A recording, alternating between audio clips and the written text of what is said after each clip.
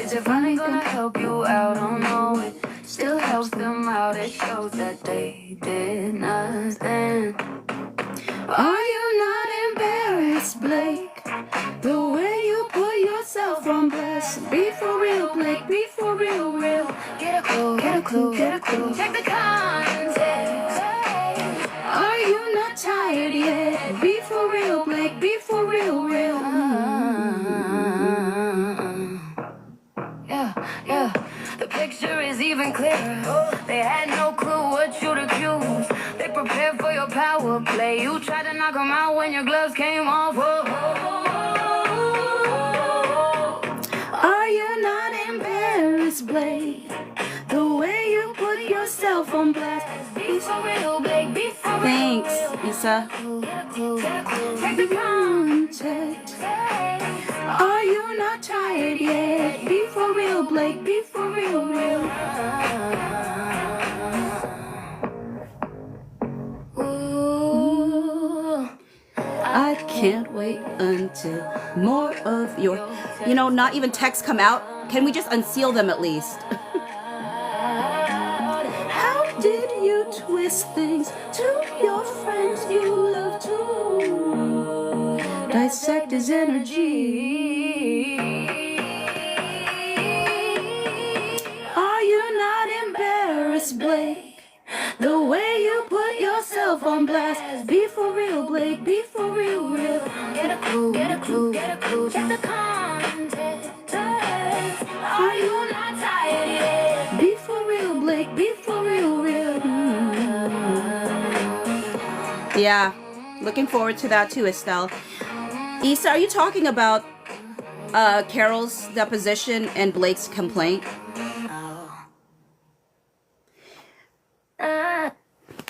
The reality is, what I'm gonna do. Oh, sorry. What I'm gonna do is actually, when I was doing another video, and when I was doing that video, I was like, wait a minute, wait a stinking minute. Carol said that she immediately covered her with a cape, and I was like, okay, Blake Lively's always about being technically true. She's always about being technically true. So I was like, so Blake would probably be telling the truth that she was topless, but it's not like she was naked, you know what I mean? Like they covered her. Like that was their initial reaction. So you can't tell me that these ladies that were in the room with her and he decided to stay would have allowed him to stay without covering her up as they were doing the job. You know what I'm saying? There's just the biggest red flag in Blake Lively's version is that she claims that the reason that they were having that meeting in the trailer was because she wanted to bring up like her grievances against Justin Baldoni about his misconduct with the sexy comment. And I'm like, ma'am, that's impossible. You can't say I was going to complain about something that hadn't even happened yet. You're on May 16th. You admit it's the second day of filming. It's the second day of filming. You admit to that. It's the last sentence of that paragraph. Yet you're saying I was trying to have this meeting to talk about what Justin did as described above. What you described above was something that happened on May 23. I know you didn't provide a date, but Wayfarer did, and Wayfarer came with receipts. The scene you described didn't happen until May 23rd. So how could you be complaining about something that hadn't happened yet? And on top of that, like your own text message said you wanted to meet with Jamie.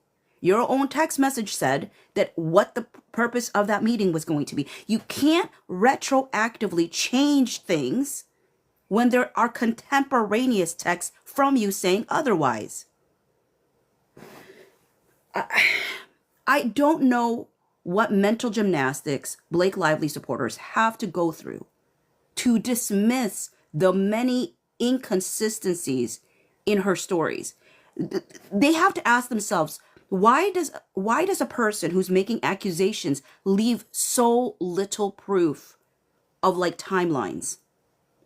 I'm telling you, People who work in HR will tell you that when a person's like the one getting harmed, the victim, they are more meticulous about their stuff because they know they have to prove stuff. To me, the fact that Wayfarer documented thoroughly what Blake Lively was doing tells me they're the ones getting attacked. And the fact that Blake Lively decided that the only metadata she was going to provide for the 30-point list was the one that was dated July 23, 2025, tells me she does not want them to know anything about the origins of that 30-point document. And I've already been on record of why I believe that is. I believe they concocted it between sometime after July 19 or on July 19 all the way up to October 26. And I stand by that until I am proved incorrect. And I have my logical sense, right, is that that's the case. It's the same way I called out when Claire Ayub's recording must have happened. I said there's no... It happened August 29th, right? I brought up that Les and Ryan had this weird, very weird interaction, right? Where Les texts Ryan and says, "Hi, Ryan. Like, hey, Ryan, this is Les." You know, da-da-da. And then on August 28th, he's telling her, just as a reminder, you're not going to be putting anything out, right? Like I told you in Sweden or whatever he said. I forgot what he said. And she's like, "Yes, per your instructions." And I was like, are you genuinely kidding me right now? So I said I just strongly believe that it was around there that Claire Ayub's recording was. Hey, Elsridge, I've just gotten on here. I'm going to start reading the Memorandum of Law because I didn't get an opportunity to do that. I know that you and Lauren did, as well as Perez or whatnot. So that's what I'm going to be doing, is going to be reading that. But I was just talking about like just how Blake is like, yeah, just wild. You skimmed it. Did you want to join me? As long as you know me though, I like to go through it word for word. I'm not a skimmer. I am not a skimmer. Let me know if you want in and I'll let you in. But you know, I'm going to go all the way through it. I might have commentary here. Oh, you're getting ready to sleep. I know y'all's like Elsridge had reached out to me about like doing something with her on YouTube last night. And you've seen me. I've been missing for like 2 days. Like that 11.5 hour live, like knocked the wind out of me. Like I'm like, I am not the young person I used to be. Not at all. Issa said, "I was so shocked that I shared with my Discord about music. I opened a tag just to talk about it there." That's awesome. Yeah, no, there's just too many inconsistencies. Meg 88 said, "I've caught no one but two of my fave people covering this case today." Oh, yay. Kathy D20 said, "You won't believe what BL are saying about Steve." You know, I don't know what they're saying. I don't know if I care what they're saying, but the fact that Blake Lively came on the docket, I'm telling you, that's a Ryan Reynolds production right now. That's a he got up in his feels. I think Ryan Reynolds probably has one of the thinnest skins I've ever. And here's my evidence on how I think that Ryan Reynolds has one of the thinnest skin I've ever seen in a star. His wife is getting lambasted in the press, right? And the only thing that he intentionally comes out with a source, right? There's two times two times off the top of my head, the Ryan Reynolds immediately acts, right? The first one was like when Justin Baldoni said he was berated by him. He literally had a source come out that said he wasn't berating him. He was just, what was he saying? Angry and passionate. I don't know what he said. But the fact that he wanted to clarify, I said, I had a video back then. I said, out of all the things you want to clarify, you want to clarify that you were not yelling at him. That's the important part. And then obviously the whole scabbing thing, he was quick to come out with a source that he was not scabbing. Well, who could you? Okay, and the question I had asked people, right? Because the source came out and said Ryan was not scabbing. I said, how can we trust that source? Because when Blake Lively got on the red carpet, she said to the red carpet person that Ryan wrote the iconic rooftop scene, and no one, N-O space O-N-E, no one knows it now except Ryan and her, and now the reporter. So who can, that's telling me, trust me, bro, because she's telling me, she told me on that red carpet that the only people who knew that Ryan wrote it was her and Ryan. So the only source that could say that Ryan wasn't scabbing was her or Ryan. And why am I supposed to trust her or Ryan? Like, unless, again, she was lying and that not only Ryan and her knew that whole time. And if she's lying about that, then why do I think she's supposed to be trustworthy? She is not a reliable narrator then. Ellsworth said, I was editing for YouTube. I'm about to pose and catch up on sleep. I'm in a deficit. I hear you. I've been rolling on a deficit for days. Wee Meg 88 said, I'm in Scotland, so this never happens. I miss all the lives. Oh, Wee Meg. I mean, I'm being better now. Like Elsridge and Sea Journalist 24, they've just been encouraging me to be on YouTube. So this will end up on YouTube as well. But I will try. Let's see here.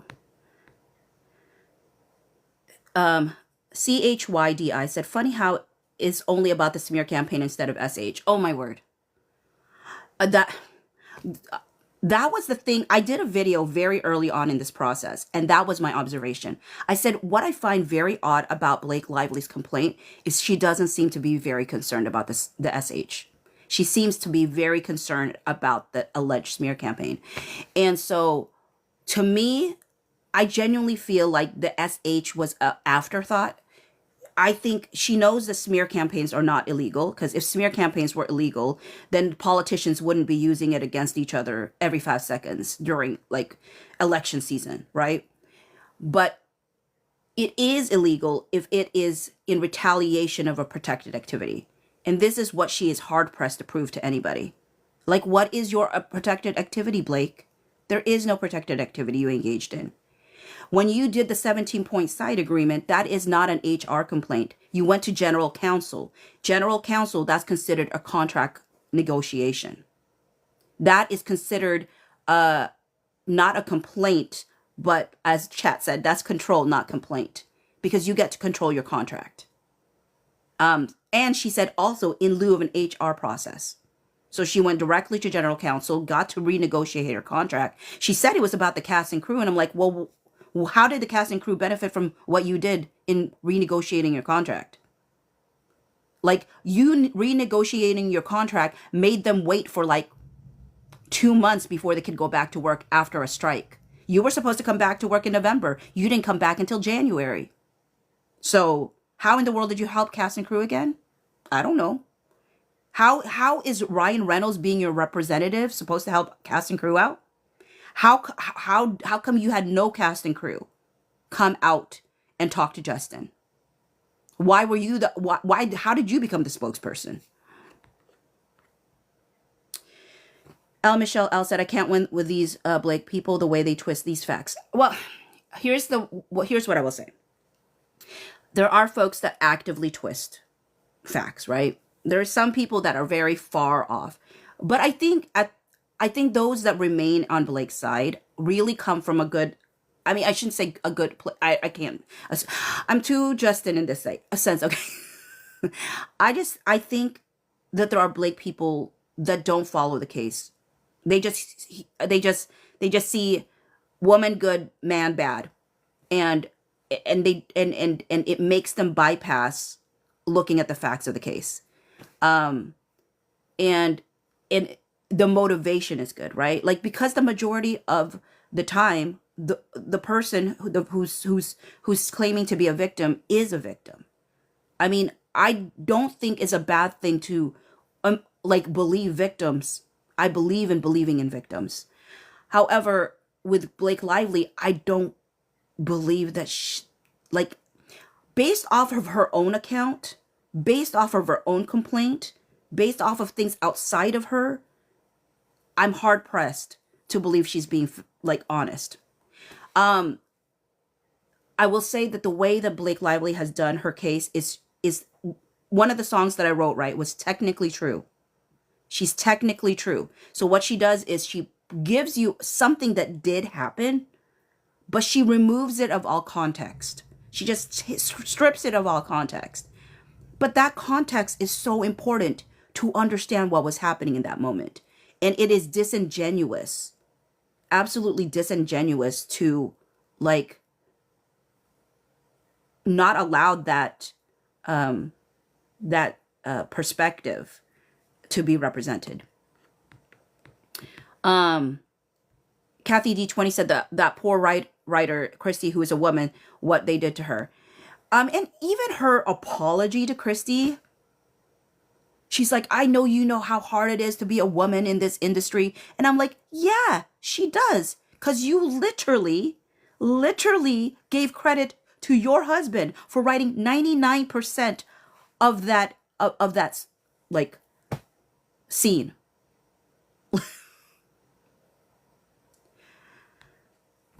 Meg88 said, I see all the videos anyway, just never at that time. Well, that's good. She's never cared about the SH. She just lies all the time about everything. And the thing I always wonder about it, Meg, is like, does she, like, because I think I'm like Justin in the sense of like, I can't wrap my brain around her intentionally lying. That's why I think he gives them the benefit of the doubt. They seem to really believe it, you know? He's like, I think, like, it's so hard to discuss this with them because they're so convinced in their brain, right? So sometimes I'm like, is she really convinced? A part of me, I don't know. I don't know how entitled your life has had to be your whole life to come to a place where you can make your brain do that gymnastics, that she can look at a situation and make it mean something else. I don't know. Michelle L said, when I ask people genuinely what the protected activity was, they always say the 17 point. Okay, well, she's gonna, if she's going to put her whole chest into the 17 point agreement, I don't think that's gonna fly. I mean, I think even somebody brought this out in my brought this up in my in my comment section on a video, had said, didn't Judge Lyman even call it just hard bargaining? Yes, because it was a negotiation without being a negotiation. Because she said, this is not a start of a negotiation. You know, you're either going to sign this or I'm going to walk. And I really just wish they let her walk. But I understand. They already invested so much money. But I wish they just let her walk. Life would have been so much easier.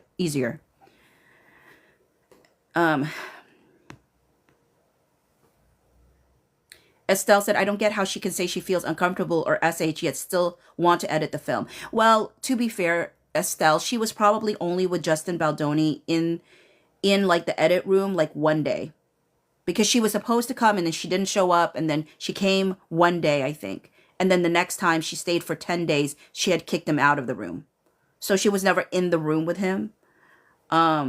Oh, but maybe what you're saying is, like, why would you want to edit a movie where you would look back and think, this is a set I was SH'd in? Like, why would you even want to do that? And the interesting thing, too, Estelle, is that she used clips in her trailer. That she claims was SH from Justin Baldoni. That's the wild part to me. Like, when I saw the trailer after the fact, and I said, you said those moments were SH. How are you putting moments of SH into your trailer when you have the power of what you're going to put out there? That's weird. Meg88 said, I bet Christy's glad RR took the credit because of how bad the rooftop scene was. You know, I think somebody had, maybe it was Nag, I can't remember, had said that Blake Lively seems to have a hard time like hearing negative like things about herself. So sometimes she might put it on someone else to protect herself. Cause I'm still baffled with why she gave Ryan Reynolds credit for that. I'm still baffled. A part of me feels like she did it to protect herself. I think she wrote it. I do think she wrote it. I don't think it was Ryan. I think she wrote it. But she's never gotten credit for anything she's done before on Ryan's projects. So I think it was just easier for her to say, you know, what she said. Lisi said, with these sanctions, I think BL passive aggressively disliked her for being difficult. With these sanctions, I think BL disliked her. Disliked who? Who did BL dislike for being difficult? WeMeg88 says she knows she's lying and she's gotten away with it for so long. She's never been held accountable. And that's why I want them to go to trial. I really want them to go to trial. She can't do this again. Kathy D20 said, I wonder what more Wayfair is giving us. They said they have more. I think it's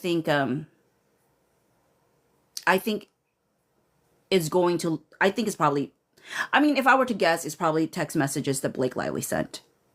I think they probably gave as little as they could, but they probably have a lot more. I mean, that's my guess. I don't know.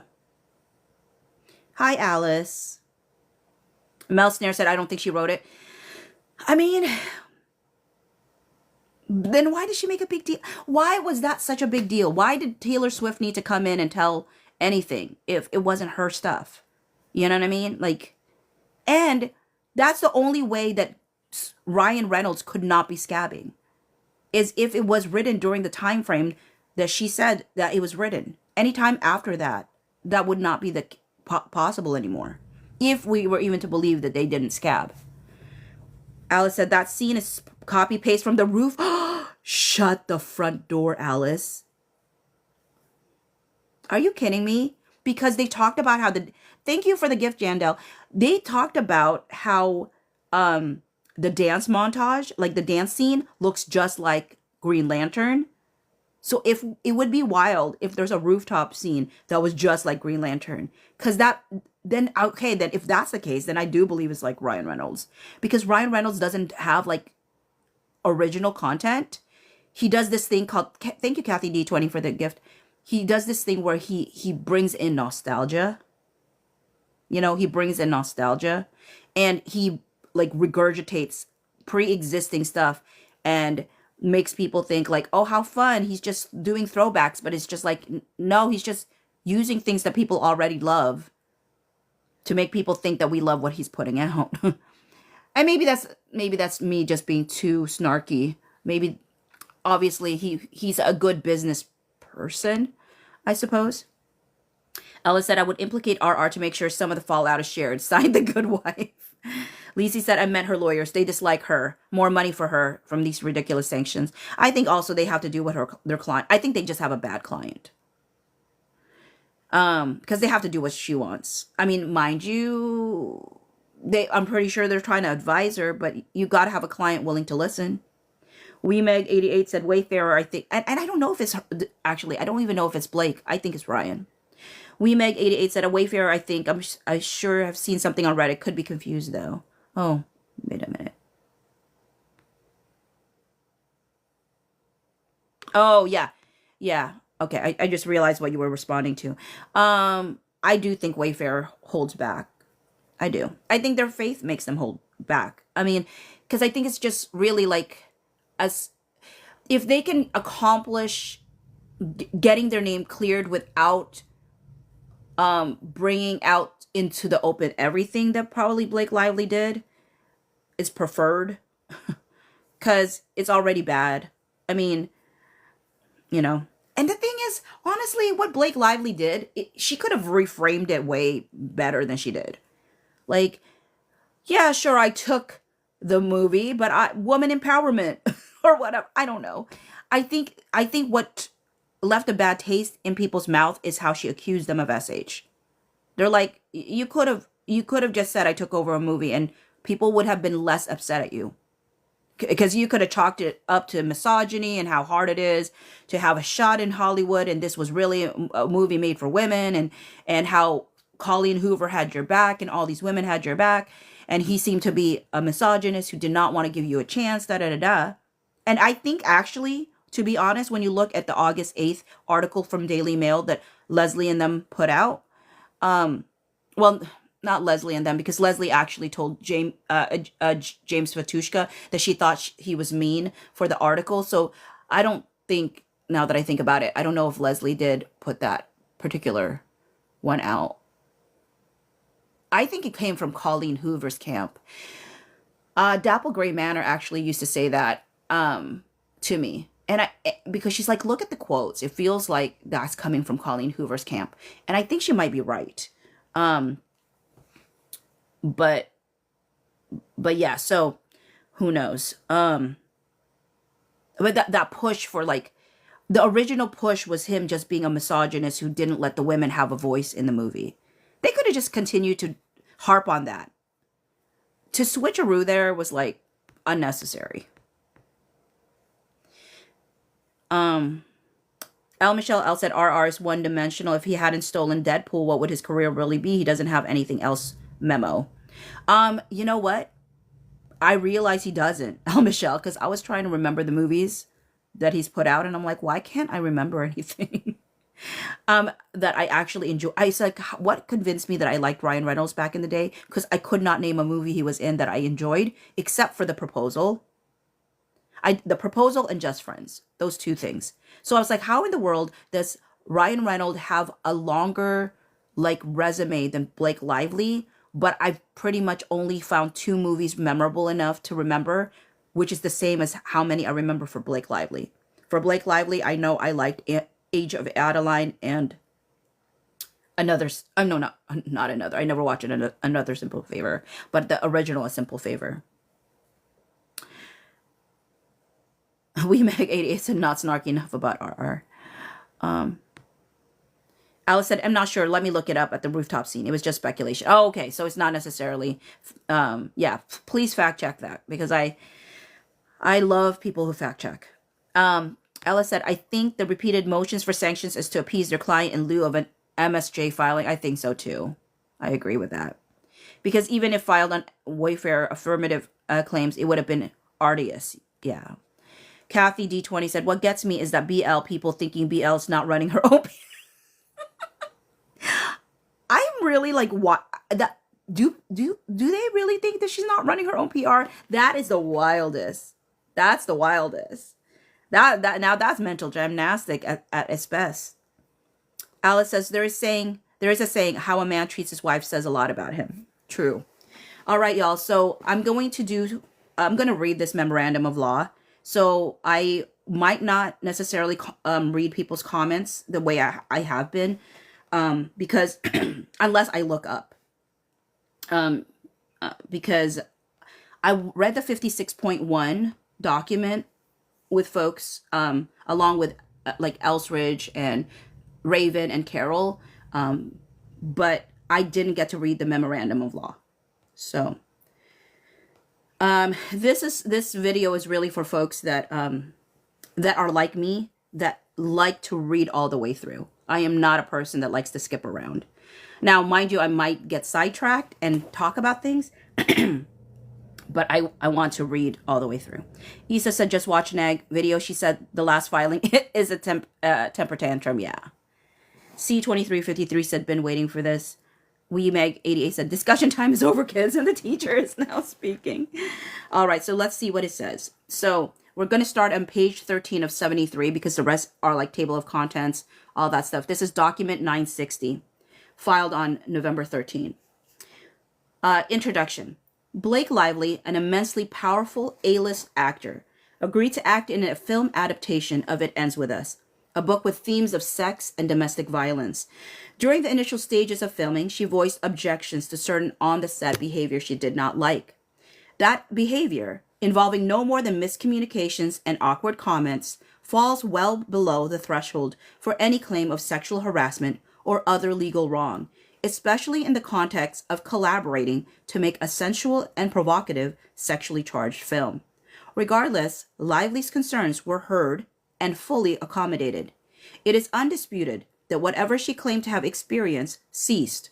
Filming continued during all future stages entirely without incident in an environment Lively touted as redacted and redacted, including the filming of all intimate scenes involving Lively herself. Even Lively's then lawyer said no formal HR process, let alone litigation, was necessary. Any issues had been successfully resolved. Months then went by, but as the film was edited and moved towards its premiere, something else happened. Lively asserted control of the film and took aggressive steps to minimize Justin Baldoni's role. Even though Baldoni had conceived, directed, and co-starred in the film, and it had been produced and co-financed by his production company, Wayfarer Studios, Lively took all the credit. She wrote to the Producers Guild of America. Ooh, it's all redacted what she wrote to the Producers Guild of America. But I want to know what she said. Because remember how she's like, and he's taking credit for the things that I've done. And I'm like, ma'am, I watched those interviews. He was very quick to say what you did and what he did not do. So he actually gave her very much proper credit for all the things she did. So I don't know why she was like, and he was so happy to take credit. Ma'am, he did not. Apparently you were not listening to his interviews. But I am so interested in what she wrote to the Producers Guild of America. At the same time, Lively and her actor husband, Ryan Reynolds, disparaged Baldoni to their famous high-powered friends in Hollywood and to Baldoni's talent agency. As the film's premiere approached, Lively became increasingly hostile. She excluded Baldoni from marketing materials, press, and promotions for the film, snubbed him on social media, urged Sony to eliminate his film by credit, and even tried to exclude him from the premiere. In light of these astounding developments and not the minor concerns about on-the-set behavior raised and successfully resolved many months earlier, Baldoni sought the advice of a crisis management public relations firms, as any responsible person in his position would do. He wanted to minimize fallout from media coverage of Lively's increasing attempts to alienate him from the film. He did so for the benefit of both his professional reputation and the newly released film. He relied on media professionals to boost his image and assure that any coverage would be balanced and accurate. None of that is against the law. Aided by two of the world's largest litigation firms, Lively now seeks to create causes of actions where none exist. She cannot show the behavior she disliked was caused by her sex or gender, a basic prerequisite for her quote-unquote sexual harassment claims. She alleges Baldoni's resort to public relations professionals was quote-unquote retaliation for quote-unquote complaints she had raised. This ignores the large temporal gap, not to mention the many intervening events between her raising of concerns and Baldoni's resort to crisis management professionals. There can be no claim for retaliation based on purported complaints raised in the distant past. Nor did Baldoni and his co-defendants engage in a defamatory quote-unquote smear campaign. It was not illegal for Baldoni to promote positive content about himself or truthful narratives about various events. That Lively's reputation may have suffered is a result of her own ill-advised public statements and actions. This is a dispute about Hollywood reputations, not genuine legal wrongs. It does not belong in court. Statement of facts. Justin Baldoni is an actor, director, producer, and author with significant experience in addressing gender issues, including in 2 public books and a podcast devoted to questions about masculinity, all aimed at a predominantly male audience. He obtained the rights to produce a film based on Colleen Hoover's best-selling novel, It Ends With Us. Baldoni's production company, Wayfarer Studios, which specializes in films designed to promote social change, initiated work on the film alongside Sony, with Baldoni set to serve as the film's director and lead male actor. Because the story focused on issues of domestic violence, Baldoni and Wayfarer partnered with No More, an organization dedicated to ending domestic and sexual violence, and agreed to contribute a portion of the film's proceeds to support survivors of abuse. In early planning, the parties agreed the film's publicity needed to center upon and carefully handle these serious themes. Letter A. Lively chose to take a lead role in a sexually charged film with adult themes. In December 2022, years into the film's development, Blake Lively, a well-known prominent actor, was cast as the female lead. She understood, nevertheless, based on the script and before she accepted the role, that the film would include sexual content and address domestic violence. Prior to filming, Lively reviewed notes from a female Sony executive stating that the audience was expecting something redacted with redacted. B. Lively worked as an independent contractor, but no contract was ever formed. The parties never executed any contract concerning Lively's role. Negotiations began in December 2022 between It Ends With Us Movie LLC, an entity Wayfarer Studios formed to produce the film, and Blakell Inc., a loan-out company lending Lively to perform in the film. An offer letter dated March 17, 2023, set forth the basic financial terms, which promised Lively a $1.75 million fee plus various bonuses, but did not contain any terms regarding sexual harassment.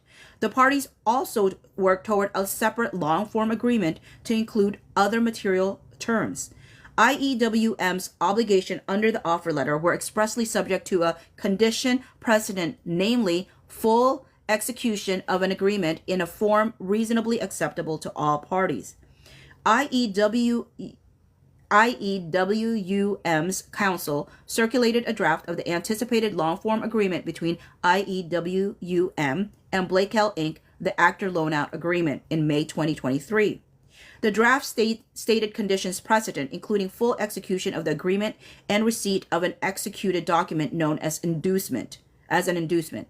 It also had a merger clause specifying that it constituted the entire agreement between the parties, a provision prohibiting special or consequential damages, and certain other standard terms, including one stating there would be no actionable breach for any conduct unless notice was provided and cure not effected within 30 days. The same or similar terms endured throughout the drafting process. As work proceeded on the film, payments were made pursuant to the offer letter. The parties continued to negotiate the terms of the long-form ALA, into July 2024. You mean that May 4, 2024 email was not finished with this discussion? It was so back and forth. They started in January. It went up to July. My word. But Lively herself continued withholding her signature to avoid being bound. No ALA was ever signed. C. From the outset, Lively sought increased control over the film. Although recruited to act in the film, Lively immediately assumed an active role in production and in developing the film's script even before filming began. Among other things, she provided Baldoni with a rewrite of the rooftop scene in which Baldoni's character and Lively's character first meet. She explained that her version of the scene, redacted. It retained a line from the book in redacted. In messages to Baldoni, Lively referred to her revised draft as featuring redacted. Lively took special steps to convince Baldoni to accept her version of this scene, redacted. After the meeting, Baldoni told Lively he would have gladly accepted her revisions even without urging from redacted. Now, the one thing I said is, like, why do we always have to have redactions when literally we've read those texts before? Literally, we know that it says Baldoni told Lively he would have gladly accepted her revisions even without urging from Ryan and Taylor. That we saw that text already. So why do we have to have things redacted with things that we've already seen? I don't know. Lively has since disclosed that Reynolds, not she, rewrote the scene. This episode, which occurred even before filming began, was the first of a series of events in which Lively relied on an array of Hollywood friends to increase her control over the film, while denigrating Baldoni to them along the way. Yeah, so many redactions, unfortunately, because until Blake Lively gives the approval to allow her stuff to be seen, which is, I'm going to tell you this, L. Michelle L. I think it's odd for a plaintiff who claims something happened to her to be the one to shield her own words. Usually the victim wants her version out there. Why does she not want her stuff to be seen? It's weird. And she can be saying all the time, like, oh, I just want to protect my Hollywood friends. I'm like, you would have, if you wanted to protect your Hollywood friends, you wouldn't have dragged them into your drama. Okay? If you really wanted to protect your Hollywood friends, you wouldn't have dragged them into your drama.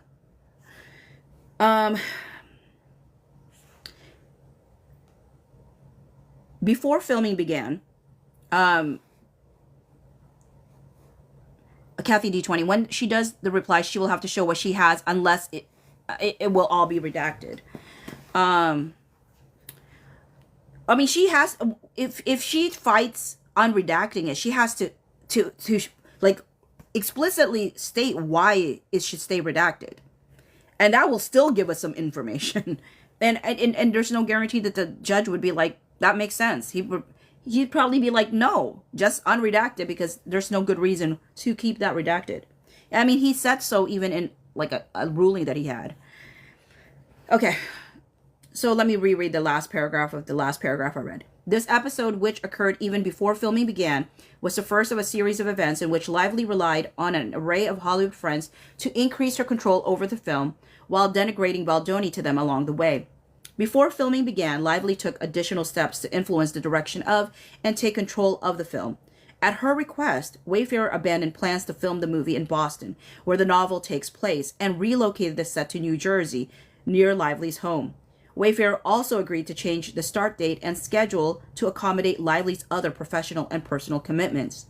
So D, Lively raised concerns about her physical appearance. Having recently given birth, Lively expressed concerns to Baldoni and others that she redacted. When Lively asked Baldoni redacted, Baldoni responded kindly, redacted.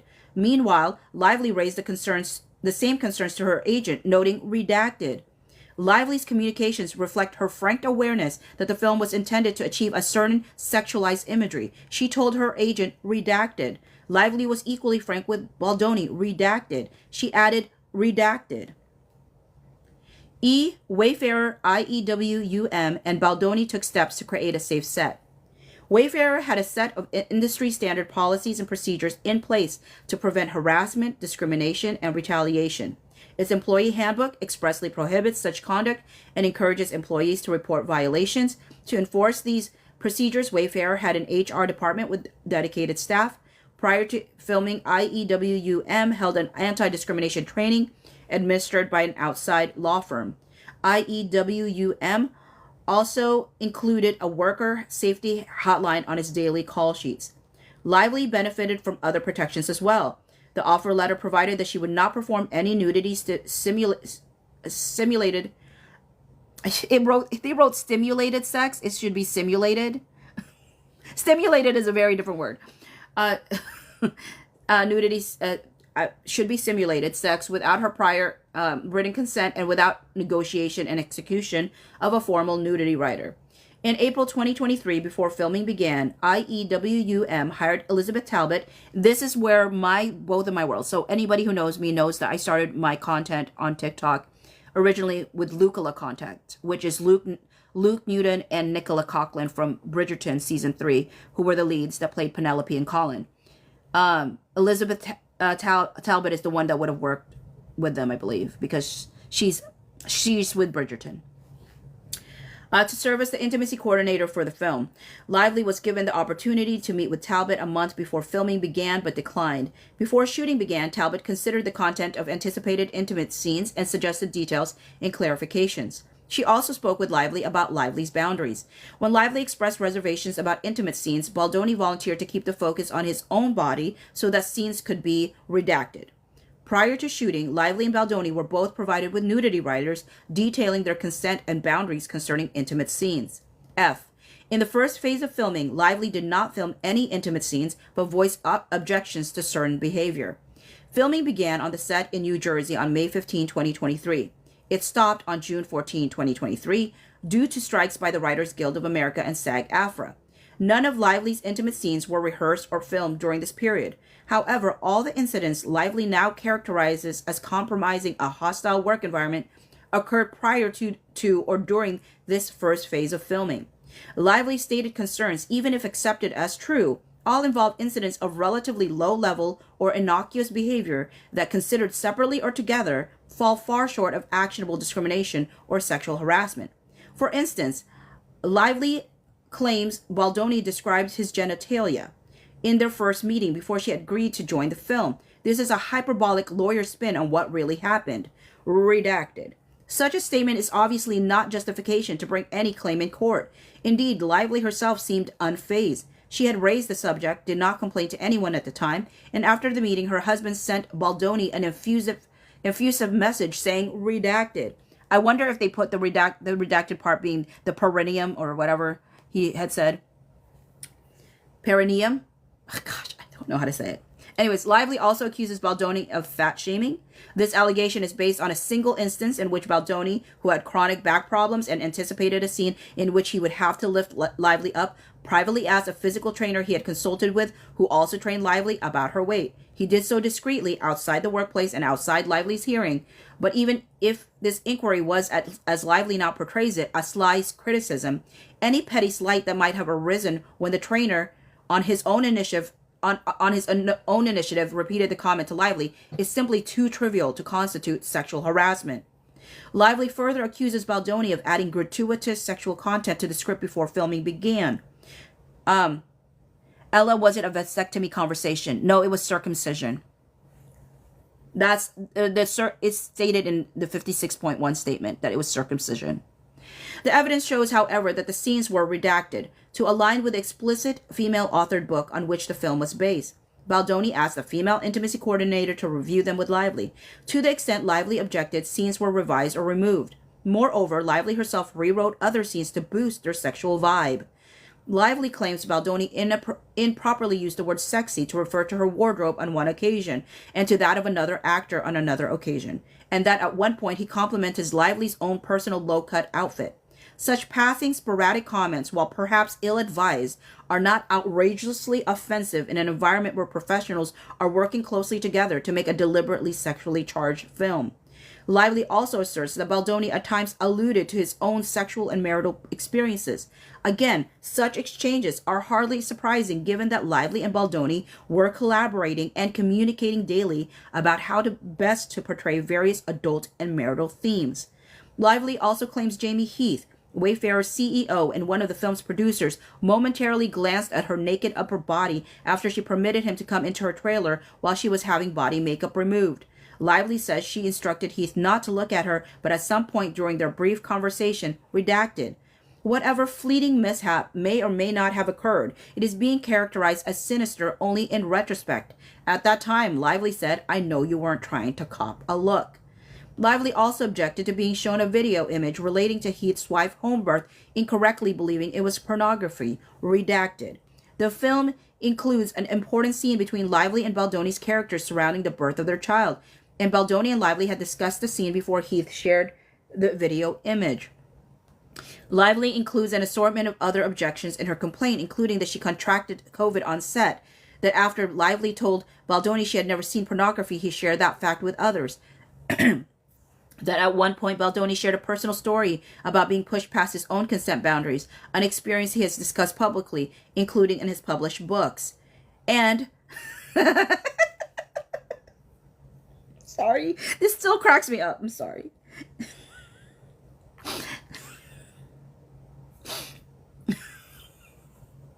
And and that there was too much hugging. And that there was too much hugging on set. What are we? Where are we? Where are we in this world? That the complaint was that there was too much hugging on set. And I saw his hugs, y'all. In that footage, I saw the hugs. I mean, that was not creepy hugs. I don't know how she defined those as creepy hugs, because those were like probably one of the most kind, and I mean, if he hugged men like that, and the funny thing is, I really do think he almost, it looked like he had blocked Isabella from hugging him. Like, she went to high five, and the way she moved forward, I mean, it could have been she just tripped, but all to say, he did not. But how, there was too much hugging on set. Can you imagine getting up on the stand and saying there was too much hugging? When they said, "Did you know that Vivian said that that you had a hugging culture or something?" And he was like, I do now. Oh my word. She's ridiculous. Blake Lively's ridiculous. Okay, and I will say I recognize that there are people who are not huggers. I have people that I know that are not huggers, and I don't hug because they don't want to be hugged. But Blake Lively went above and beyond. Okay, she went above and beyond. She's like, I don't want your hugs, and you should not hug anyone else. Like, I've never had a non-hugger like force their own boundaries onto other people. I've never. All non-huggers that I know just want their own boundaries respected. But they understand why other people are huggers. And like the fact that she made a big deal. And yeah, Moonstar Lively was forever touching people in her interviews. The amount of time she touched Isabella Ferrer on her legs, I'm like, ma'am, can you keep your hands to yourself? Anyways. And honestly, I felt like there were times when she would put her hands on Isabella Ferrer during interviews where I felt like it was a means of control. Like, let me talk now, okay? Let me dominate the conversation as I have been the whole time.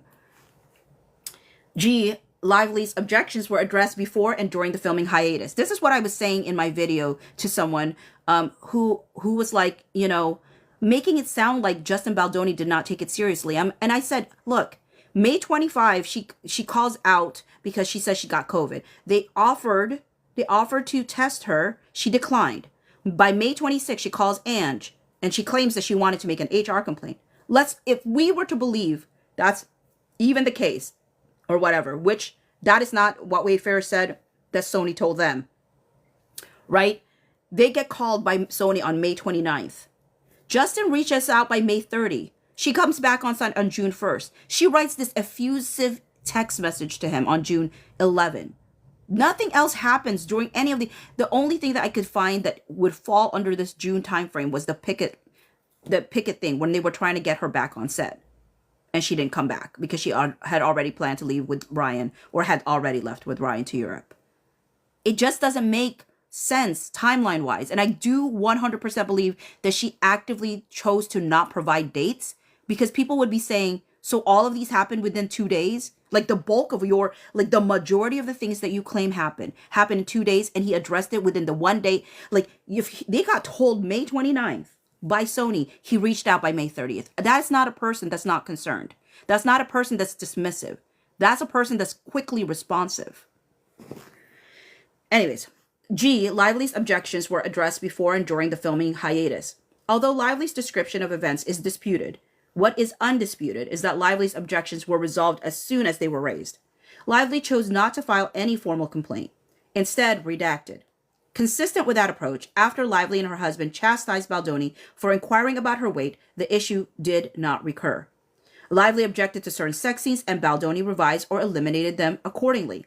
On June 1, 2023, a few weeks into shooting, Lively met with Baldoni and Heath and reviewed various matters she was unhappy about. Baldoni and Heath apologized for Lively's discomfort. Evidently, that was enough to resolve the issue. Lively had not identified any incident after that meeting that she claims constitutes sexual harassment. Thank you. This reconfirms my thing. The only thing that I can imagine is that she brought up the whole picket line thing. That's the only thing I could think of that potentially happened in June. Unless that also happened in May. Then maybe there's literally nothing that happened. On November 9, 2023, 5 months after filming had stopped due to the strikes, Lively, through her entertainment lawyer, sent a list of protections she wanted observed in connection with any future filming. Lively's lawyer said a signed agreement to abide by the protections would suffice in lieu of a more formal HR process. Lively did not commence any litigation or file any formal complaint, though her lawyer noted she reserved all legal rights. The requested protections largely replicated protections that were already in place, such as the use of nudity riders and an intimacy coordinator. Other protections implicated conduct Lively herself had engaged in during the earlier phase of filming, such as improvised kissing in scenes, commenting on her own physical appearance and that of others, and hugging other cast members. On January 4, didn't they know? Then, of course Blake Lively did. Because rules for thee, not for me, is her mantra. On January 4, Lively held a production meeting at her apartment. I will also say, like, for someone who makes a big deal about consent, she really bypasses other people's consent. Like, she really does. On January 4, Lively held a production meeting at her apartment. Redacted. Lively read a list of grievances from her phone that included, in addition to incidents discussed above, a demand that Baldoni not speak to her dead father, mention his own religious beliefs, or have a private multi-hours meeting in Lively's trailer with Mr. Baldoni crying. Lively also demanded notice of COVID exposures on set. Okay. On or about January 19, 2024, Heath, acting on behalf of IEWUM, signed the protections as incorporated into a rider to the unsigned ALA between IEWUM and Blake L. Inc. Lively refers to this document as the Contract Rider Agreement. The CRA does not include any admission of improper conduct. It is a forward-looking document concerning behavior once filming resumes. H. The second phase of filming proceeded without incident. Filming resumed on January 5, 2024 and concluded February 9. Lively raised no further objections and told another female cast member that the set was professional. Whatever issues had been raised months before had been fully resolved. I. Lively used her famous friends and connections to take control of the film. Shortly after filming wrapped, Lively told Sony she would not agree to promote the film unless she was permitted to participate in the edit. Therefore, she amassed an enormous level of control over the film. When Lively received pushback, she recruited famous friends, redacted, to support her, while disparaging Baldoni to them, redacted. And then a bunch of redactions. And then it says Lively also insisted on changes to the film's credit, redacted, and removing Baldoni's film by credit altogether. In a June 25, 2024 letter to the Producers Guild of America, redacted, it is a remarkable document, redacted. J. Lively stirred up negative press about Baldoni and the film. Apparently not content to have wrestled directorial and editorial control for Baldoni, Lively set out to destroy his reputation and alienate him from his own film. Lively and her famous husband unfollowed Baldoni on social media, encouraging the press and fans to suspect a feud. Redacted, and like the whole paragraph redacted. Another redacted. Unsurprisingly, the press took notice and then redacted, but Lively wanted more. On July 22, redacted. Ooh, July 22. Okay. Oh, maybe that has to do with the premiere. Ultimately, Baldoni was allowed to attend. Oh, I knew it. It had to do with the premiere. Ultimately, Baldoni was allowed to attend so long as he left the red carpet before Lively arrived, waited in a basement while she and her famous friends were photographed, and then watched the film in a separate theater. K. Baldoni and Wayfarer then hired a crisis management team. It was in this context, in late July 2024, over a year after Lively's concerns about on the set behavior had been fully resolved, and faced with a new set of concerns relating to media coverage surrounding and following the film's premiere, that Baldoni and Wayfarer first entertained the concept of hiring a crisis PR team. Even as the negative press intensified, Baldoni's team, led by Heath and his longtime publicist Jen Abel of Jonesworks, agreed that it would be a mistake to fan the flames, and that redacted. On July 25, Baldoni and Heath met with the agency group, Melissa Nathan's PR firm, to discuss retaining the firm for crisis management. In subsequent messages, Wayfarer reiterated that it did not want to take any offensive steps and that Nathan would not be redacted.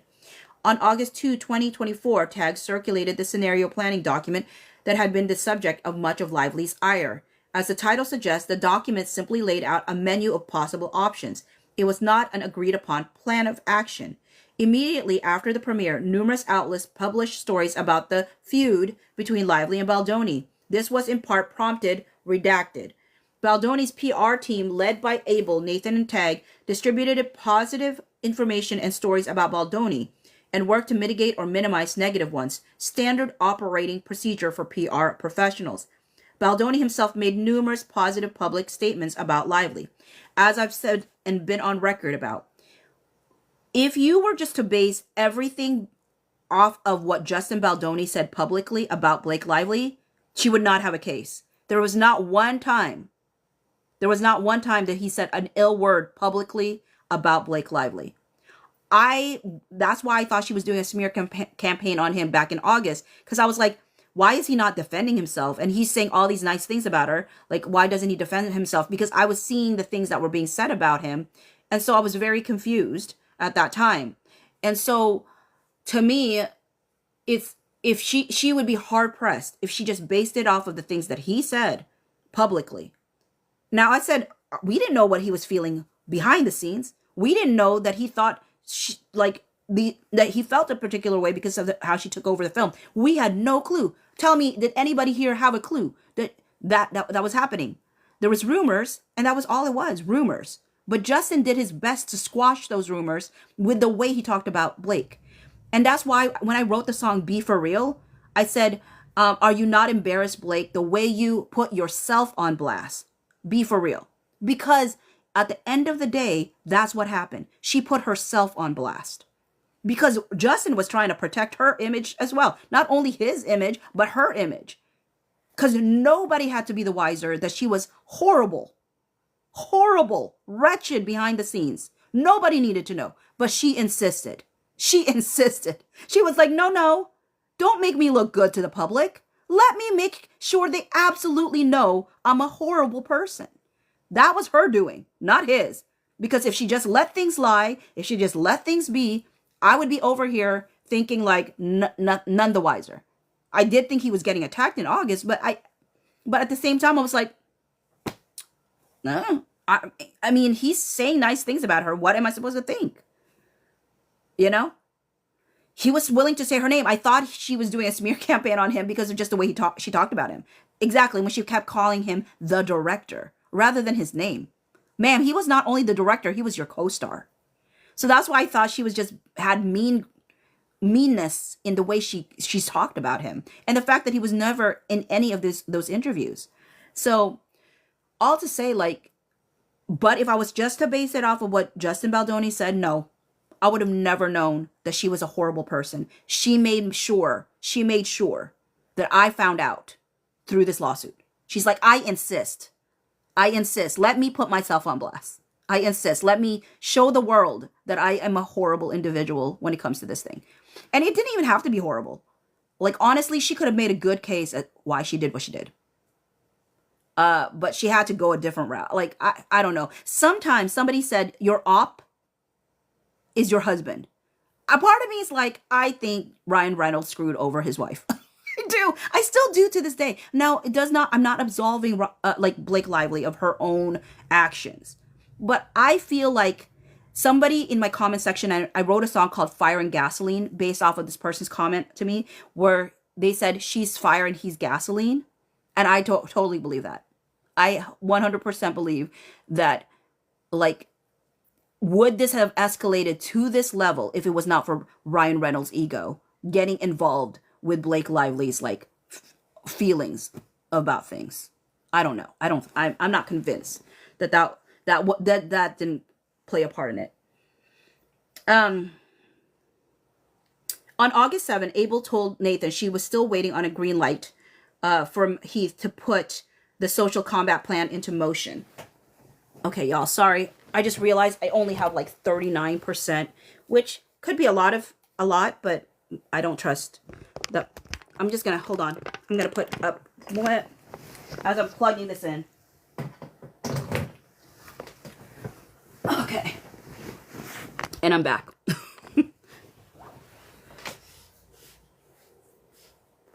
So on August 7th, Abel told Nathan she was still waiting on a green light from Heath to put the social combat plan into action. On August 9, Wayfarer engaged Street Relations Jed Wallace's firm to monitor social media concerning Lively, Baldoni, and the film. Contrary to Lively's claims, Wallace testified redacted, at the same time redacted, hoping to avoid any adverse publicity that could interfere with the reception of the newly released film. Let me see real quick. There seems to be a question of something. Bale _11 said, what I thought it was weird that nobody of the press asked BL about the director or about the character Ryle. It just made me think that she told everyone to not ask her. Actually, there has been someone on record that said that that was the case. There was an interview. I think I put it up on my page like months ago. And she wasn't trying to like give tea or anything. She was just saying it as fact, like that Blake Lively made it clear that she was not to be asked about certain things.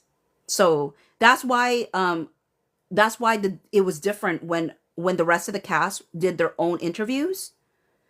Like, Colleen Hoover talked very freely about Justin Baldoni on the same day that she did interviews with Blake Lively. But if you put her interviews with Blake Lively versus the interviews without Blake Lively, night and day. So you know that the rule of not talking about Justin was enforced by Blake, not because Colleen didn't want to talk about him, because she freely talked about him on her own. And also Brandon did as well. Like, she definitely wielded the power in how those interviews were going to go. Lively suffered backlash. The attention commanded by Lively's star power and by news of the purported feud was a double-edged sword. By virtue of all the coverage, she was put under a very public microscope.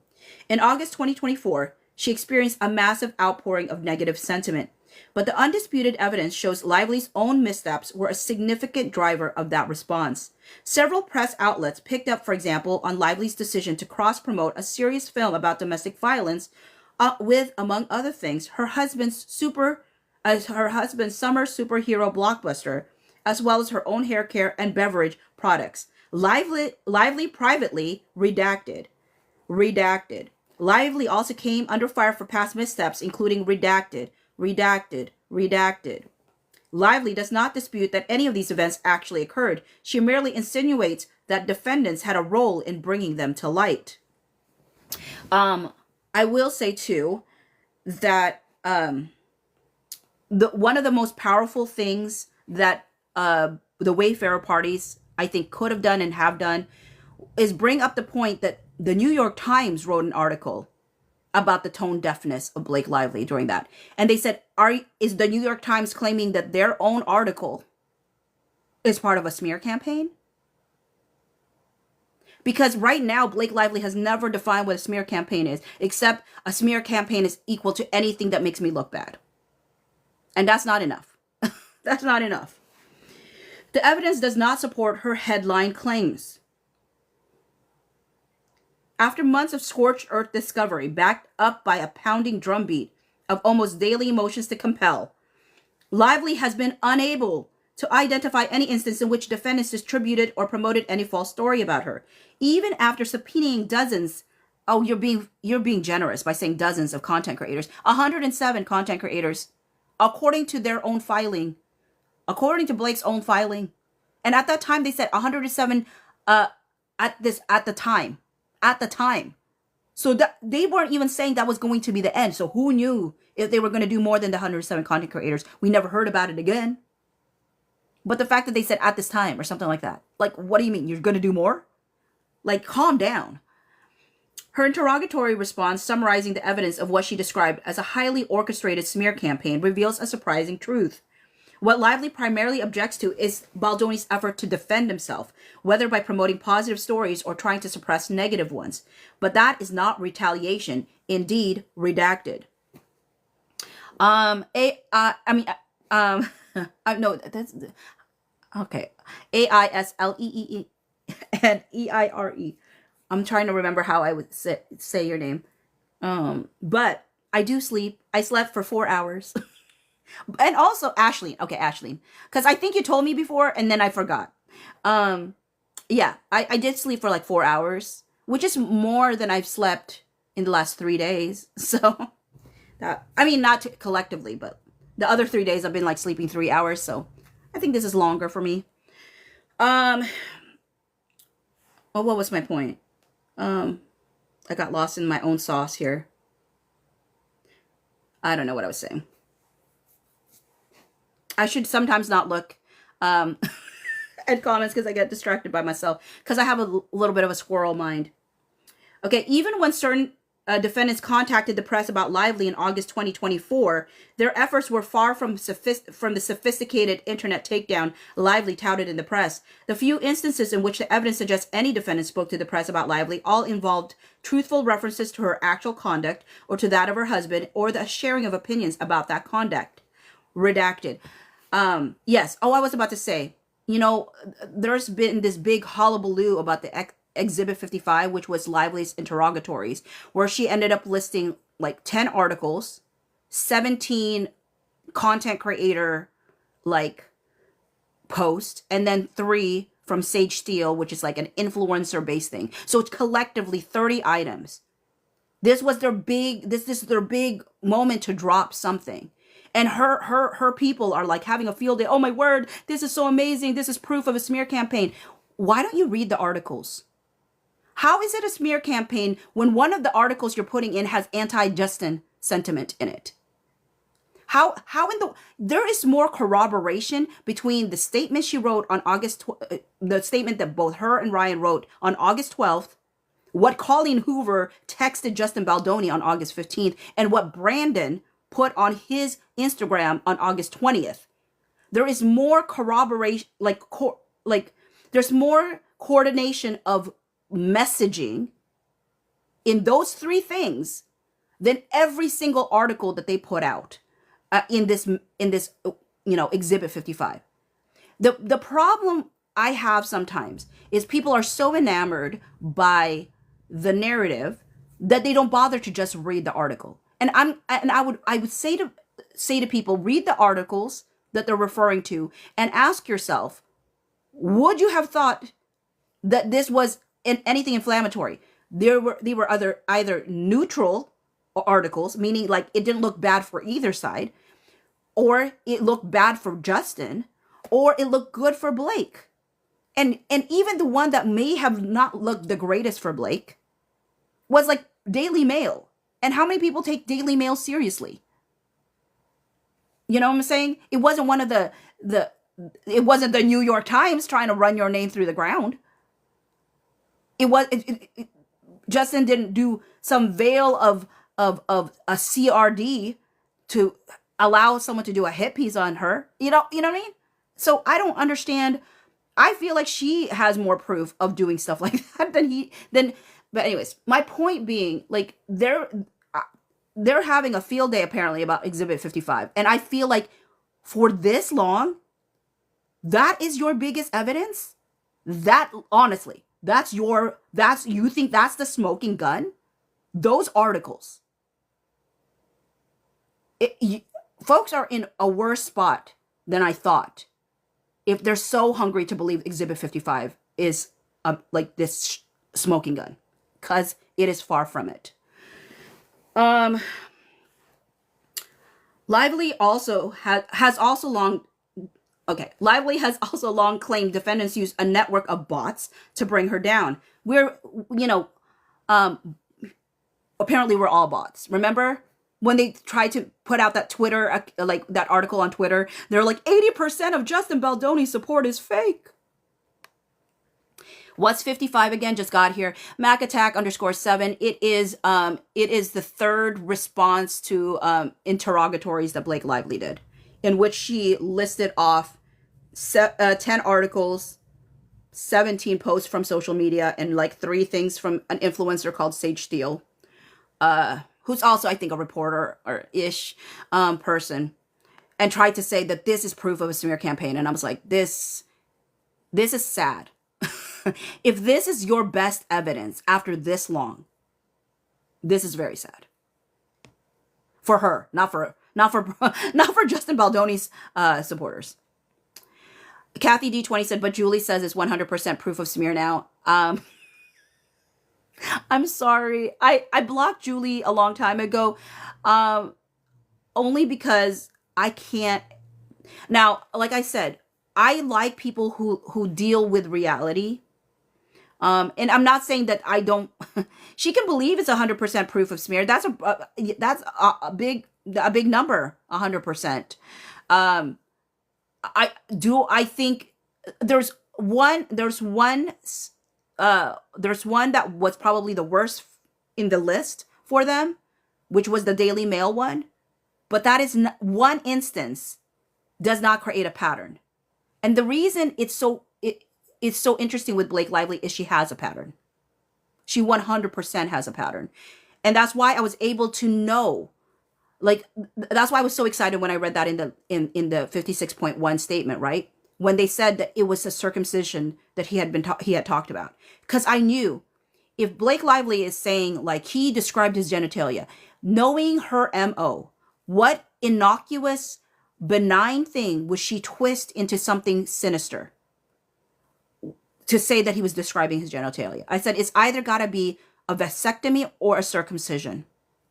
And lo and behold, it was a circumcision. Okay. So Lively has also long claimed defendants used a network of bots to bring her down. Contemporaneous documentary evidence shows that Baldoni himself repeatedly confirmed with both Abel and Nathan that they were not using bots or fake accounts. Nathan in particular assured Baldoni the backlash was organic. She's blown herself up by her own actions. Once media goes in, they go in. You did not do any of these. We did not do any of these. This is all organic. Baldoni later discussed with Nathan that he had no intention to make Lively an outcast and was praying for her and her family.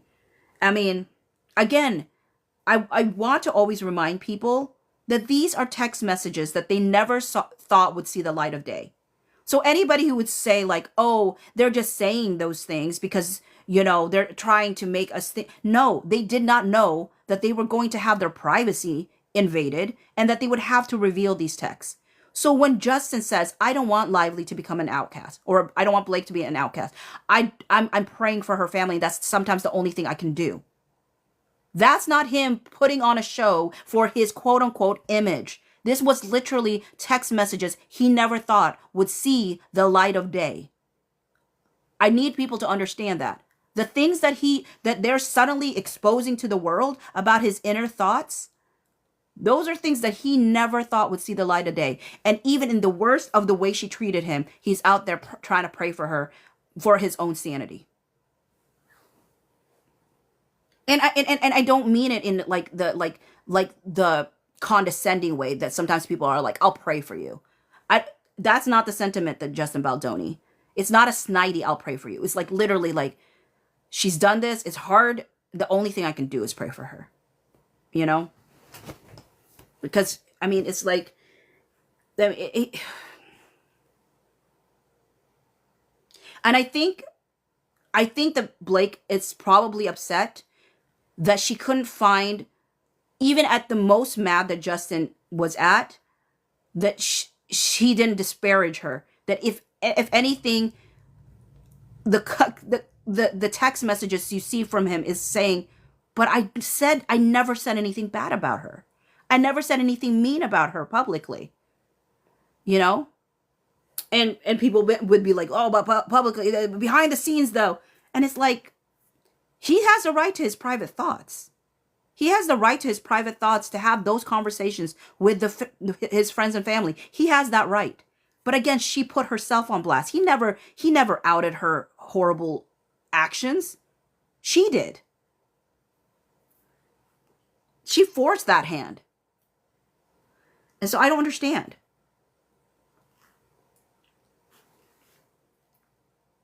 I don't understand why she wanted the world to know how horrible she was. I don't. Like, he let her already have a free pass. And she still was so determined. And that's why I think her op is her own husband. Kathy D20 said, Bocce, did you see the text message with Stephanie Jones? No. Is there something new? What do you mean?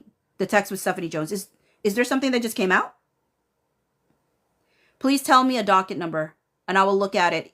I will take a mini pause from this if you have a docket number. Until you answer, I'm going to continue to read. Lively and Reynolds smeared Baldoni once again.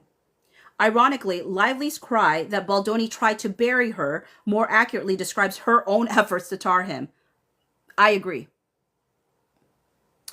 Kathy D20 says, is on the docket. They were talking about Blake not signing the contract. Okay, there's a lot of things on the docket that talks about Blake not signing the contract. So I need you to narrow it down for me. Is there any way that you can find out what docket number that is that you're talking about where we see a Stephanie Jones text message? Because a lot of these things are redacted. And I'm surprised if Stephanie Jones doesn't have hers redacted as well. Ironically enough, since they had no regard for Jen Abel. And putting Jen Abel stuff on blast. Rules for thee, not for me. You have a copy but don't remember the number? Can you email it to boccegohawks@gmail.com and I'll look at it there? Because yeah, send it to boccegohawks@gmail.com because when you DM me, I can't see it on my laptop for some reason. Okay, thank you. I will leave my email open here to check for that then.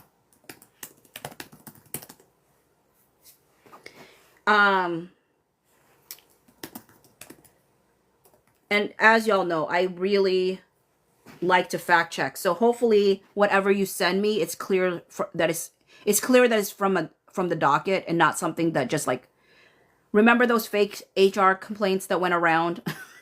So I just want to make sure it's really factually something on the docket. Okay, so M, Lively and Reynolds smeared Baldoni once again. Ironically, Lively's cry that Baldoni tried to bury her more accurately describes her own efforts to tar him. Beginning on August 9, 2024, just one day after Lively alleges the smear campaign began, redacted. 4 days later, redacted, and then redacted. Lively then used a sham litigation to obtain the private messages of Baldoni's publicist Jen Abel, using a shell company as a bogus plaintiff. This company filed claims against 10 anonymous Doe defendants, and working behind the scenes with Abel's former employer Stephanie Jones, invoked a New York State court's subpoena power to obtain Wayfair's confidential records from Abel's personal phone that Lively would not have otherwise been legally permitted to obtain. Okay, I see that you sent it over here. Let me see here. Oh, I did read this. I think I was just tired. But, okay. So what you sent me is from docket number 964-128. And it says, from Jennifer Abel, it says, do you have the edit from Blake yet? That was May 1st, 2024 at 12:35 p.m. And Justin Baldoni said she won't sign her contract or approve trailer. She's gone dark until she gets another 8 days with her own editor. So we are in a standoff. And Stephanie Jones said, stop it now. Stop it right now. And Justin said, I've already given her 10 days with my editor. Steph, you have no idea. And Stephanie Jones said, it's such unacceptable, but not surprising behavior. Stephanie Jones knew. I can't. Stephanie Jones. Thanks for that catch. Thanks for that catch, Kathy D20. That's wild. That's wild. And what wonderful proof around Stephanie Jones claiming she was not unaware of things. You can't claim, you can't say that you're unaware and yet at the same time you were the boss. Well, she could, but she's still liable kind of situation, which is the case that Blake Lively's trying to make, right, against Justin Baldoni. Well, so what? Technically, you were the boss, even if I, like, you know, whatever. Girl from Queens said, ruin their careers, and for what? SMH. Yeah. Moonstar said Stephanie Jones sent scenario planning as well, so she was defo aware. She did? Was there something in the docket that showed that she sent the scenario planning as well? Or she was sent it, is what you said. Or what you mean. Okay.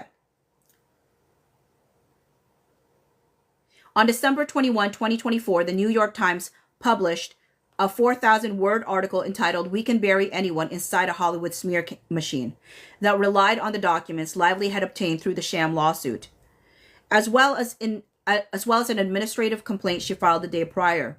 The article asserted Baldoni and Heath had violated Lively's physical boundaries and made sexual and other inappropriate comments to her, and then instituted a retaliatory smear campaign. Weeks before the article came out, redacted. Around that same time, Lively conveniently dropped her New York State court lawsuit, confirming it was not filed in good faith and had only been used as a ploy. Wait, stop. Oh, yes. Okay, the Van Zandt thing. And Lively initiated this litigation. In December 2024, 18 months after the minor issues she raised about on-the-set behavior were fully and successfully resolved, Lively launched this dispute with an administrative complaint and the fanfare of her New York Times headline. The behavior she previously regarded as not requiring any formal HR process was now presented by two large, sophisticated global law firms as sexual harassment of the gravest kind. And Baldoni's natural defensive effort after being sidelined from his own premiere to manage his own and his film's reputation by employing experienced PR professionals was now recast as retaliation against Lively for raising purported sexual harassment concerns. Lively's numerous claims against numerous defendants cannot withstand scrutiny. Judgment should be entered for defendants on all claims. The argument. For the reasons set forth below, Lively's claims all fail. This motion also incorporates the arguments in defendants' motion for judgment on the pleadings, including that extraterritorial application of California statutes is improper because, as the undisputed facts show, no alleged instance of the harassment took place there. Lively cannot prove any actionable sexual harassment. This court, as well as many others, have pointedly observed that in evaluating what constitutes actionable harassment or a hostile work environment, context matters. Comments made on the set of filming a movie about adult themes may have a different material effect from similar comments made in a routine office setting. Lively knowingly took on a lead role in a provocative, sexually charged film based on a book famous for its intense, intimate scenes. When viewed in context, no reasonable juror could find that the handful of comments and miscommunications Lively has mustered amounts to sexual harassment. There's two footnotes. Footnote 1 said all legal citations are cleaned up. 56.1 refers to the Wayfarer parties. 56.1 statement and exhibit refers to exhibits to Alexandra A.E. Shapiro's declaration in support of this motion. 2. Decisions interpreting and applying Title VII are relevant to Lively's claims under both federal and California law because California courts consistently look to Title VII for guidance in interpreting FEHA. The standard for proving a hostile work environment is the same under Title VII, FEHA, and the UNRRA Act, California Civil Code 51.9. Lively cannot prove severe and pervasive harassment. Title VII, FEHA, and the UNRRA Act do not address trivial slights, nor prescribe a general civility code for the workplace. The litany of minor grievances Lively cobbles together falls far short of the requisite level of being severe or pervasive enough to create an objectively hostile or abusive work environment. Isolated acts, unless very serious, do not meet the threshold of severity or pervasiveness. The sporadic use of abusive language, gender-related jokes, and occasional teasing are not actionable harassment under federal or California law. In separating low-level objections from legally cognizable wrongs, courts consider the totality of circumstances, the frequency of the discrimination conduct, its severity, whether it is physically threatening or humiliating, or a mere offensive utterance, and whether it unreasonably interferes with an employee's work performance. It is not enough for Lively to say that she personally found something Baldoni or Heath did objectionable. Both an objective and a subjective standard must be met to sustain a claim. Lively's claims premised on a few purportedly offensive utterances and on-set mishaps do not satisfy these standards. That Baldoni, in directing particular scenes, twice used the adjective sexy to refer to how female actors appeared in their assigned wardrobe is hardly surprising given the sexually charged nature of scenes in the film. The banality of such conduct and its general low-level offensiveness is underscored by Lively's redacted during her work on the film Redacted. Video footage confirms that Baldoni's use of the word sexy in reference to Lively's wardrobe was entirely unremarkable. Lively was not scantily clad, but dressed in an oversized fleece onesie. Nor was this anything that might remotely approach flirtation. Rather, both she and Baldoni were working at the time surrounded by actors and crew. Baldoni's expression was neutral and not ogling or suggestive. On top of that, Baldoni apologized if his remark was inappropriate, and Lively responded by saying, "All good." MJT and GW just joining. What are we talking about? I'm reading the Memorandum of Law because last time when we were together, I read the 56.1 statement, but this is the actual memorandum of law for the motion of summary judgment. Even in routine office settings, such conduct is not actionable. For example, the Second Circuit held a high school teacher's claims that her male supervisor occasionally commented on her physical appearance and participated in a bet with 3 other male employees as to when he would be able to engage her in sexually explicit conversations were insufficient. Dang.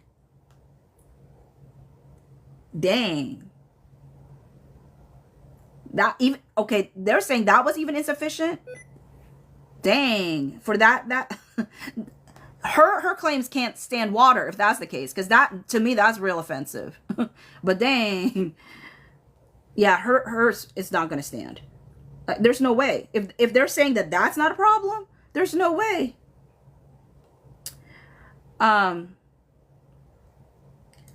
Similarly, claims that a senior employee, 1, told plaintiff that her clothes were sexy and that her hair was beautiful. 2, sometimes blew kisses at plaintiff as he did to all his employees. 3, 1 sent plaintiff an inappropriate email and made sexual jokes were insufficient. Wild.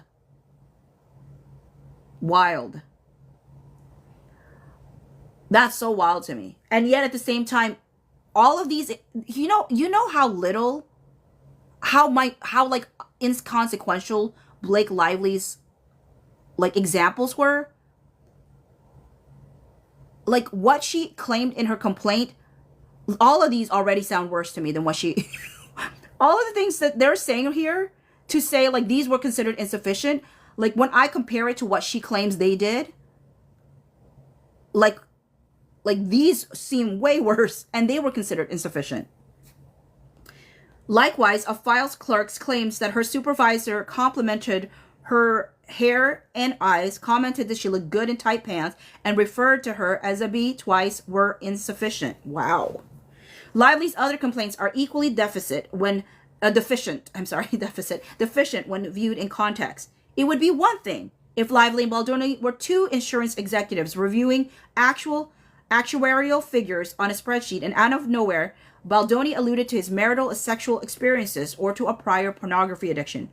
It is quite another thing here because Lively and Baldoni were discussing these issues in the context of creating intimate scenes and adult themes in the film they were making together. Lively always had complete control in approving any additions to the script concerning intimacy, as well as an access to a female intimacy coordinator. And she raised no concerns throughout the entire period in which the movie's most intimate scenes were filmed. Lively's complaint that Baldoni inquired about her weight similarly falls short. He didn't make the comment in the workplace or in the presence of any cast or crew member or even Lively herself. It had no effect on the workplace environment. Someone else communicated it to Lively, not at Baldoni's request and independent of any activity related to the film. In McSweeney, there we go. Sarah has talked about this McSweeney thing. So if y'all follow Sarah, I don't know what Sarah, if somebody knows Sarah's @ put it in the chat so people can follow Sarah. I don't know what Sarah's @ is off the top of my head. So if you know Sarah's @ please provide it to folks so they can follow Sarah. But she's knowledgeable about that stuff. I have no clue. So I have nothing to add at all in this. So I would highly suggest you follow Sarah for knowledge on that. In McSweeney, this court rejected Title VII claims. It observed that calling someone a housewife or commenting on a co-worker's breast implants would be highly offensive in a run-of-the-mill office. At the same time, however, in connection with the reality TV show Real Housewives of New York City, those comments had a different ring.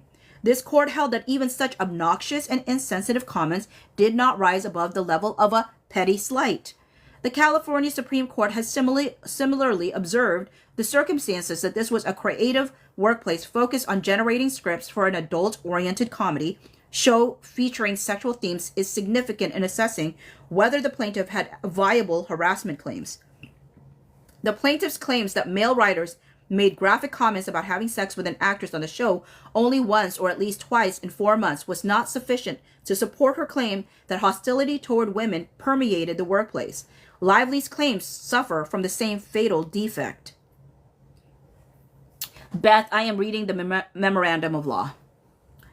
for the motion of summary judgment. B. Lively was not targeted on the basis of her gender. To sustain a sexual harassment claim, Lively must show that the offending conduct was motivated by her gender, that she was treated a certain way because she was a woman. The critical issue Title VII's text indicates is whether members of one sex are exposed to disadvantageous terms of conditions of employment to which members of the other sex are not exposed. Lively cannot show that here. Okay, this is where it, it says, for instance, Lively contends that there was too much hugging on the set. She does not claim, let alone prove, that hugging was gender specific. The undisputed evidence, including video footage, shows both men and women being hugged. Perhaps there was a general over-generosity of spirit among people on the set, but such facially sex-neutral incidents, even if they made Lively subjectively uncomfortable, do not create an environment that a reasonable person would find hostile or abusive. Baldoni spoke with Lively about topics like sexuality, consent, and pornography, not motivated by her gender, but because she was his co-lead and collaborator in a film exploring adult themes. It is undisputed that Baldoni has spoken openly about such topics to large audience of men as well as women, including in 2 published books and a frequently broadcast podcast. No evidence suggests he singled out anyone for differential treatment on the basis of gender. Moreover, it is undisputed. When is the reply deadline? I don't know, not here, but you know who would know? Docketupdates.com. You go to docketupdates.com, there is a calendar. Click on that calendar link, it will tell you everything. So, plug on docketupdates.com. No evidence suggests he singled out anyone for differential treatment on the basis of gender. Moreover, it is undisputed. Redacted. While redacted. Meanwhile, Lively advocated redacted. She redacted. Against the backdrop of a film devoted to achieving a certain sexy aesthetic, a project Lively embraced and advanced, it is impossible to see occasional sporadic references to sexuality as specifically directed toward her gender. I accidentally just closed it out. Hold on. Let me reopen it. Okay. Nor do the 2 alleged instances involving Heath reflect any gender motivation or animus. Lively was shown a fragment of a video depicting family members, male and female, and a newborn child, not because she was a woman, but because she had acted in an important birth-related scene in the film, the details of which she had been discussing with Baldoni. Heath has shown the same video to Baldoni, a man. Similarly, Lively asserts Heath inappropriately glanced at her after being invited into her makeup trailer while she was in a state of undress. Even crediting her account, there is no evidence Heath entered her trailer or did anything else for some untoward sexual reason.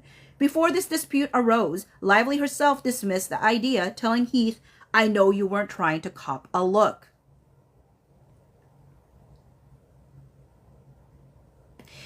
Ludwig said, Bocci, have you seen a Second Circuit appellate judge cited Wayfarer versus Lively defamation case? No. I have no context for that. Lively relies on the fallacious assumption that any unwelcome reference to sex or sexuality is gender discrimination. That is not the law. Exposure to overtly sexual conduct far more egregious than that alleged here is not actionable if not specifically motivated by gender. In Brown versus Henderson, the court granted summary judgment and the Second Circuit affirmed even where plaintiff alleged she was the butt of jokes about an affair with a male employee, her employees threatened to sodomize one another, and someone posted a pornographic picture of a naked, obese, spread-eagled woman masturbate. My word, okay. It was undisputed that plaintiff was subject to unwelcome verbal context of a sexual nature. But the court rightly found that failure to adduce evidence that the conduct at issue was based on her sex is fatal to her claim. Wild. Now, those are they keep providing these examples that just shows you how petty her examples were. Because, like, these are egregious to me. These are literally egregious. With that said, Ludwig, if you could give some further context or email me at boccegohawks@gmail.com so I can look into what you're talking about, that would be great. Lyle is particularly on point. There, the California Supreme Court reinstated a grant of summary judgment dismissing FEHA hostile work environment claims where a female writer for the TV show Friends presented evidence that male writers for the show had engaged in sexual antics, including their pantomiming of masturbation, graphic discussions about their personal sexual experiences, sexual preferences, and preferences in women, bragging about their personal sexual exploits. Considering the context in which the conduct occurred, the writer's room for an adult comedic show, the court concluded there was no triable issue that the writers engage in harassment because of sex. It found that both men and women engage in sexual jokes and commentary with no indication such conducted was undertaken to make plaintiff uncomfortable or self-conscious because she was a woman. Okay. Honestly, like, these are really good points. Like, Blake Lively will be hard-pressed to prove that has anything to do with this, like, gender discrimination for her. C. Defendants completely remediated any alleged offensive behavior. Lively is also unable to show pervasive harassment because any concern she raised, whether justified or not, was promptly addressed and rectified. Indeed, when filming resumed after Lively had raised a set of requests or protections, it proceeded without issue or incident. A reasonable employee would hardly be able to find their workplace to be pervasively indiscriminatory if their employer actively took successful steps to protect them from abuse. Lively does not claim that there was any misstep or misdeed by anyone on set after her June 1, 2023 meeting with Heath and Baldoni. Indeed, before Lively unleashed her battery of high-powered law firms, she herself redacted. Her agent visited the set and redacted. It is difficult to see how such relatively minor alleged transgressions, all indisputably nipped in the bud while production continued, can support the massive litigation Lively has brought here. Indeed, that is precisely why one of redacted. There's a footnote here that says, to create the appearance of ongoing misconduct, Lively alleges the harassment has continued in the form of a coordinated campaign to cast Miss Lively in a false light. That is, at best, a retaliation claim, not a sexual harassment claim. Lively fails to show that the so-called smear campaign was based on her gender, nor would such a campaign constitute an adverse employment action, a term that is defined more narrowly under substantive Title VII law than for retaliation claims. 2. Lively cannot prove any actionable retaliation. Counts 2, 4, 5, 6, 7, 9, and 12. A. Lively did not experience any actionable adverse action. To sustain a retaliation claim, Lively must prove, among other things, that she suffered an adverse action. Under Title VII, an adverse action must include conduct that would dissuade a reasonable worker from making or supporting a charge of discrimination. California FEHA statute and 1102.5 of the California whistleblower statute, upon which Lively relies, define a qualifying adverse action even more narrowly. They require that the adverse action be employment related, that it must materially affect the terms, conditions, or privileges of employment. Someone jokingly said, if like all of this gets thrown out, will Blake sue her lawyers? And it was a joke, but I wouldn't put it past her. 1. Lively did not suffer any employment-related adverse action.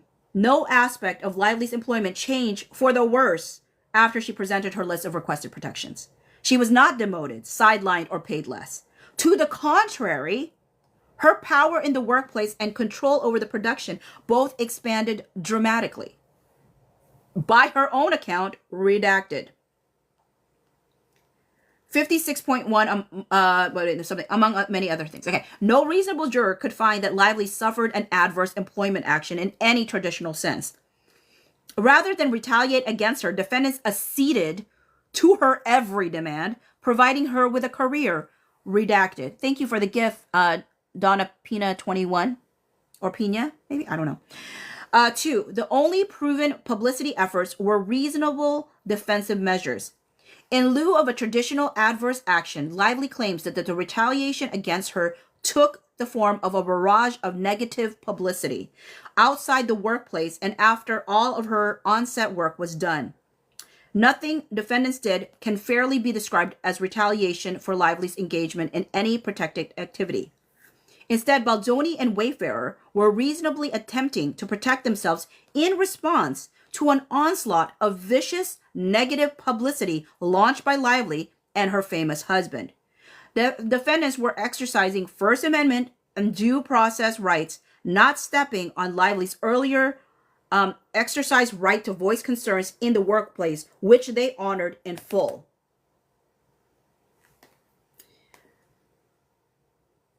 Okay.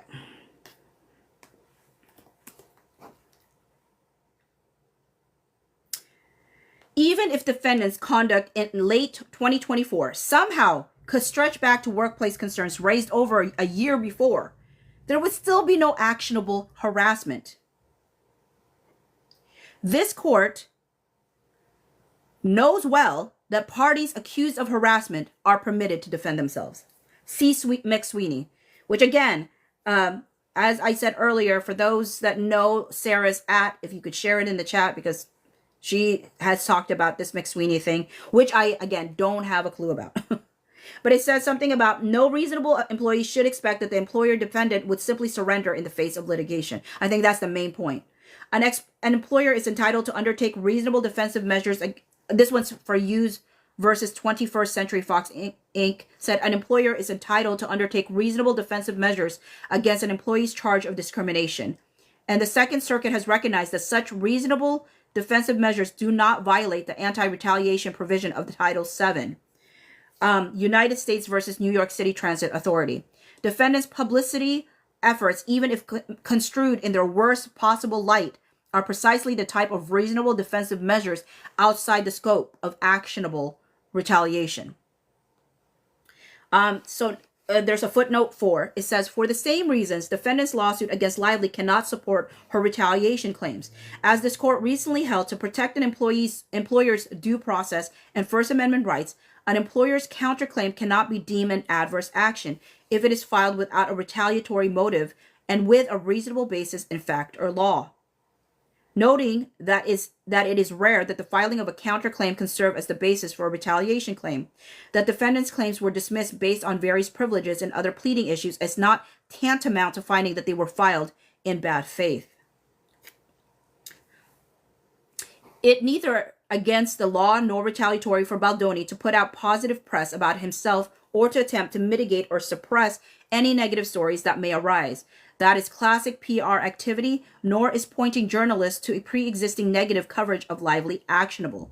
In Hughes versus 21st Century Fox Inc., the defendant employer was accused of leaking a false narrative to the National Enquirer about the plaintiff's affair with her boss to preempt any actions plaintiff would have taken to expose her claims that the boss raped her, as well as the discrimination and blacklisting that she suffered. Even in that ugly context, the court dismissed the retaliation claims, holding that any contact with the National Enquirer was not an adverse reaction or adverse action under the anti-discrimination laws, but rather a colorable defense to protect defendant's business in the face of plaintiff's inflammatory allegations. Similarly, in AREU, I don't know how to say that, AREU, versus Fox News Network LLC, the defendant employer allegedly leaked cherry-picked emails to the media to portray the plaintiff's complainant in a negative light. The court held such actions were reasonable defensive measures that cannot support a claim for retaliation because none of the emails released are alleged to have been doctored or fabricated. Indeed, it is likely that these emails would become public if this action proceeded to trial. Here, Lively has been unable to identify any instance in which any defendant provided false information about Lively to any member of the press or to any social media influencer.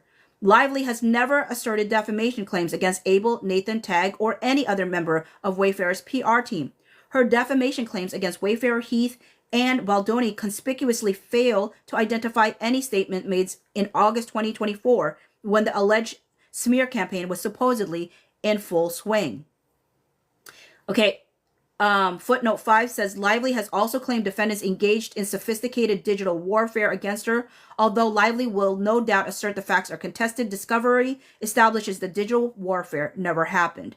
In August 2024, long before this dispute, Baldoni repeatedly asked his PR team if they were using bots or fake accounts to foment negative sentiment against Lively, and they assured him they were not. Now, I know that those that support Blake would be like, well, why does he keep asking then? Isn't that proof that was always in the plan and he was just making sure that they weren't doing it, blah, blah, blah, blah. I will point to what Jen Abel said to him about him way before that, which is that he's just naturally an anxious person, like overthinker. And I don't know about you. Have you ever had someone where you talk to them and you you try to calm them down, and then they still like had to bring it up again, even though you said the same thing to them, and you have to say the same thing again because they just need that, that affirmation, I guess. I don't know, but I definitely have folks in my life that's like that. And so I wouldn't be surprised where he's just like, I just want to make sure, because I think he wanted to make sure that everything was in the up and up. It's kind of like when Michael Gottlieb was asking him how many times he hugged Blake Lively, right? And he didn't want to be wrong. And so he's like, I don't know, Mr. Gottlieb. I don't know. Because he didn't want to be inaccurate in how he stated things. But it's like, who's counting how many hugs you give somebody anyway? So then there's a bunch of redactions. Such posts are not false by any measure. Fern said, I'm the person who needs to be calmed down. I so relate to him. Mac attack _7, extra reassurance. Yeah. And actually, I think that's partly, I mean, this is my particular guess. Aside from the fact that Jamie is like always the point person and all of these things, he handles all the day-to-day stuff. Aside from that, I think part of the reason they had a text string without Justin on it is because he would overthink and he would have a million questions and he didn't understand the process. So they're like, let's just save ourselves some question asking and just have a text string without Justin. Such posts are not false by any measure. No one disputed, redacted. No one disputed, however, that the interview actually occurred. The Second Circuit emphasizes that context matters when assessing retaliation claims, just as it does for substantive harassment claims. And a plaintiff's own behavior in the face of purported retaliation has to be considered. Lively indisputably started the publicity fight, and her reaction to even the hint of any defensive response showed she remained an eager participant on that battlefield. As early as August 9, 2024, virtually the same day Lively claims the purported smear campaign began, Lively redacted. 4 days later, on August 13, redacted. Lively and her team filed a bogus lawsuit in New York State Court and then subsequently worked with the New York Times to publish a 4,000-word article about Baldoni's purported misconduct based on numerous private and cherry-picked texts improperly seized from Jen Abel's phone. This aggressive response itself shows that media activity transcended not only the workplace, but the bounds of workplace anti-discrimination laws. B. Lively cannot prove any protected activity was the but-for cause of the alleged smear campaign. Lively's retaliation claims also fail for the separate and independent reason that she cannot prove any temporal or causal proximity between defendants' alleged publicity efforts and the list of protections she presented many months before. To establish a causal link between her protected activity and defendant's alleged adverse action, Lively must prove that retaliation was a but-for cause of the employer's adverse action. It is not enough that a retaliation was a substantial or motivating factor in the employer's decision. Rather, Lively must prove that the negative publicity campaign would not have happened absent a desire to retaliate against her for her complaints. She cannot do so here. 1. There is no temporal proximity between any claim protected activity and any alleged adverse action. Okay, so it says here, it is undisputed that Lively faced no real consequences for at least 8 months after presenting her protections demands. So there's a footnote that says Lively claimed during her deposition, redacted, Neither of these events resulted in any material harm to Lively or the conditions of her employment. Moreover, around the same time Lively redacted in any event, Lively didn't raise those incidents in her administrative complaint and has thus failed to exhaust her administrative remedies. On the contrary, filming resumed, including filming of all of Lively's intimate scenes without incidents, and she alleges no act of retaliation during the subsequent months of editing. The long temporal gap between her protected activity and an alleged instance of retaliation alone defeats her claims. Actions occurring approximately 3 months after protected activity are too attenuated to give rise to an inference of retaliation. Collecting cases holding a gap of between 3 and 6 months is insufficient, standing alone to establish a causal connection. Carol, I am reading the Memorandum of Law for the MSJ. 2. Lively cannot prove proximate cause. Significant intervening events between Lively's claimed protected activity and the alleged smear campaign also destroy any inference of causation, especially the but-for causation here. It is ridiculous to suggest that but for Lively's airing of protections some 8 months earlier, defendants would not have hired PR professionals to help manage their reputations. Defendants would have reacted to Lively's onslaught of negative press against them, even if no concerns about their on-set behavior had ever been raised. They had a legitimate interest in protecting their reputations and the reception of their film after Lively isolated Baldoni from the rest of the cast and snubbed him at the film's premiere. These developments eviscerate any inference of but-for causation relating to events in the distant past. I'm not going to read all the citations there. Folks can that are lawyers, but not I. I will move on. 3. Lively was an independent contractor, not an employee. Counts 1, 2, and 5. Title 7 covers employees, not independent contractors. California Labor Code 1102.5 is no broader. By its plain terms, it does not protect independent contractors. Lively, a world-famous actor who ran her own business empire, they're being generous, and relied on lawyers to, maybe failed attempted a business empire, maybe, and relied on lawyers to negotiate a detailed contract on behalf of a specialized LLC for her work, plainly wasn't a standard employee. Lively was not beholden to any employer. She controlled the terms and conditions of the work she performed to an extraordinary degree. She moved the location of the film, changed the filming schedule, led meetings at her own personal residence, and demanded numerous terms and conditions without which she refused to go forward. If sexual harassment law is designed to address a power differential, her star power gave her the upper hand. She came to exercise such immense control that, redacted, in determining whether an individual qualifies as an employee under Title VII, courts look to 13 non-exhaustive factors drawn from common law. California law ordinarily presumes individuals are employees, but California Labor Code 2776A provides a different standard, whereas here there is a bona fide business-to-business contracting relationship.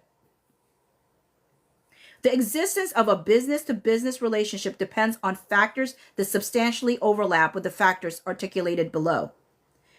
Since the terms of Blake Hell's payments were negotiated and set out in written agreements, that common law test applies. Common law factors strongly weigh against treating Lively as an employee. Bocce, they are being intentional in painting her more successful equals independent contractor, says Ella. She can be an independent contractor without being successful. She doesn't have to have a business empire, and she can still be an independent contractor, I think. It's laying it on thick for me, but it is what it is. Did any Bocce, homegirl is not going to claim that she is not A-list. Homegirl is not going to claim that she is not. Are you saying I wouldn't claim she's not A-list? I wouldn't claim she's A-list. I really wouldn't. She hasn't worked enough for me to call her A-list. I think she is, homegirl being Lively? Oh, okay. Okay.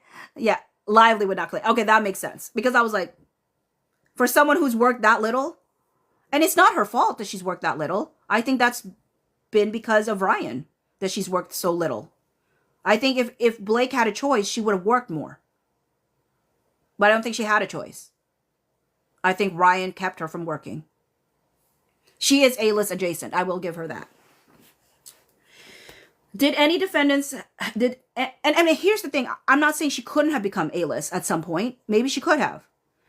But because of just the limited amount of time she's been allowed to work, whether, so I don't know. Did any defendant have the right to control the manner and means by which the product is accomplished? No. Lively exercised control at every turn. Redacted. She reserved the right not to perform in any intimate scene to which she did not consent. She determined the filming location and schedule, took over significant aspects of the script and editing process as redacted. She refused to move forward, including when presenting her list of protections, unless others acceded to the terms and conditions she imposed. Was a high level of skill required for Lively's work? Yes. Lively was an A-list actor. She touts many skills and accomplishments in her letter to the PGA.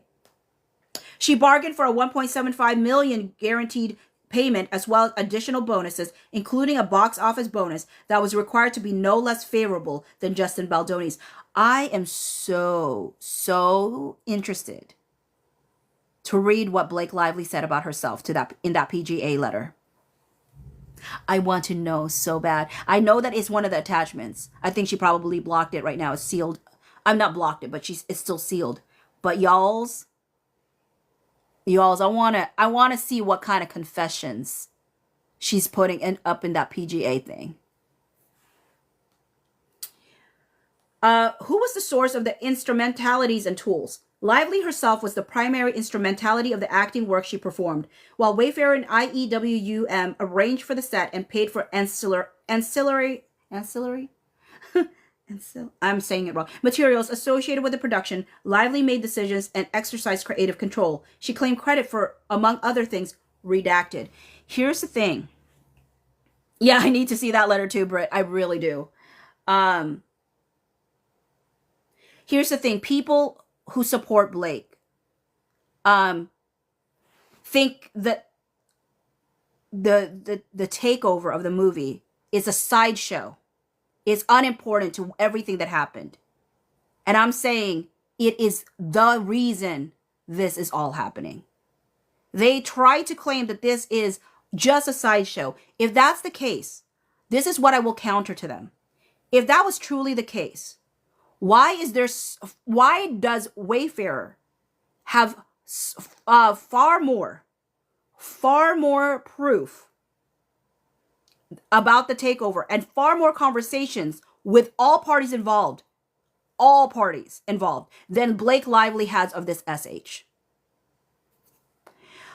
Ancillary. Is that right, Otter? Ancillary.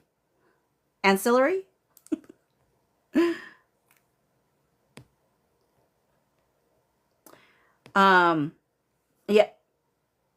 Silly Little Goose said, Bocce Girl, do you sleep? Is this case a hyperfixation for you? Not that I don't appreciate. Actually, yes, it is a hyperfixation for me. However, did you notice that I did not do lives for 2 days, Silly Little Goose? Because I needed to sleep. Because after I did that 11.5-hour live, I was so exhausted. I still do videos, but that took less energy. You know what I mean? So don't worry. When I need my breaks, I take my breaks. Okay. Ancillary. Y'all, you know what? I always forget that I can put it in. And here. Ancillary. Oh, ancillary.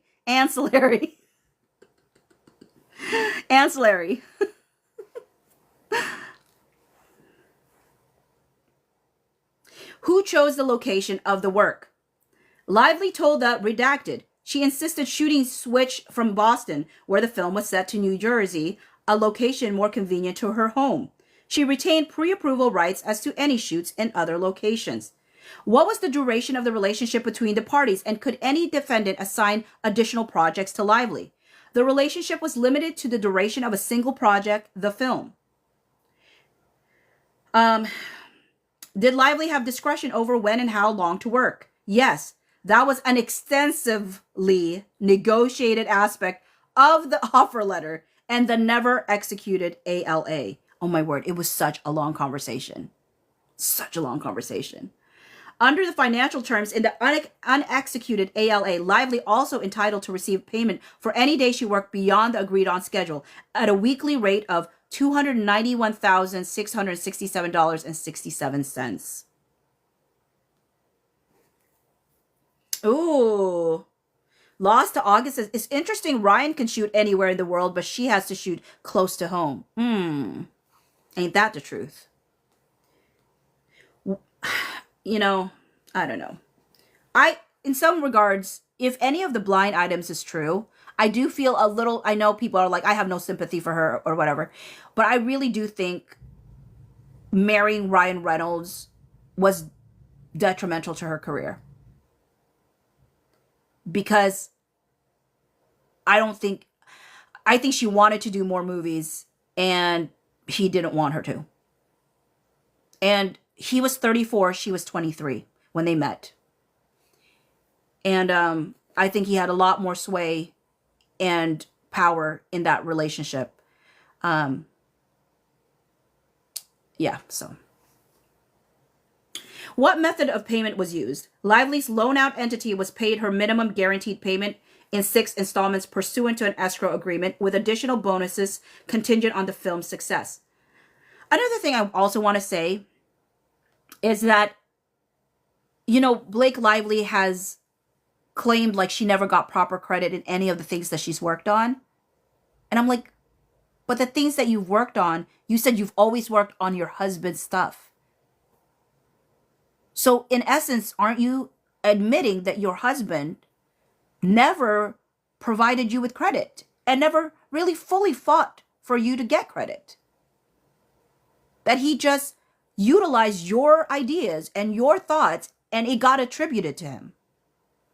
Which is why I struggle to believe that he really wrote the rooftop scene. Because once again, it's just another continuation of giving Brian credit for things that Blake has done.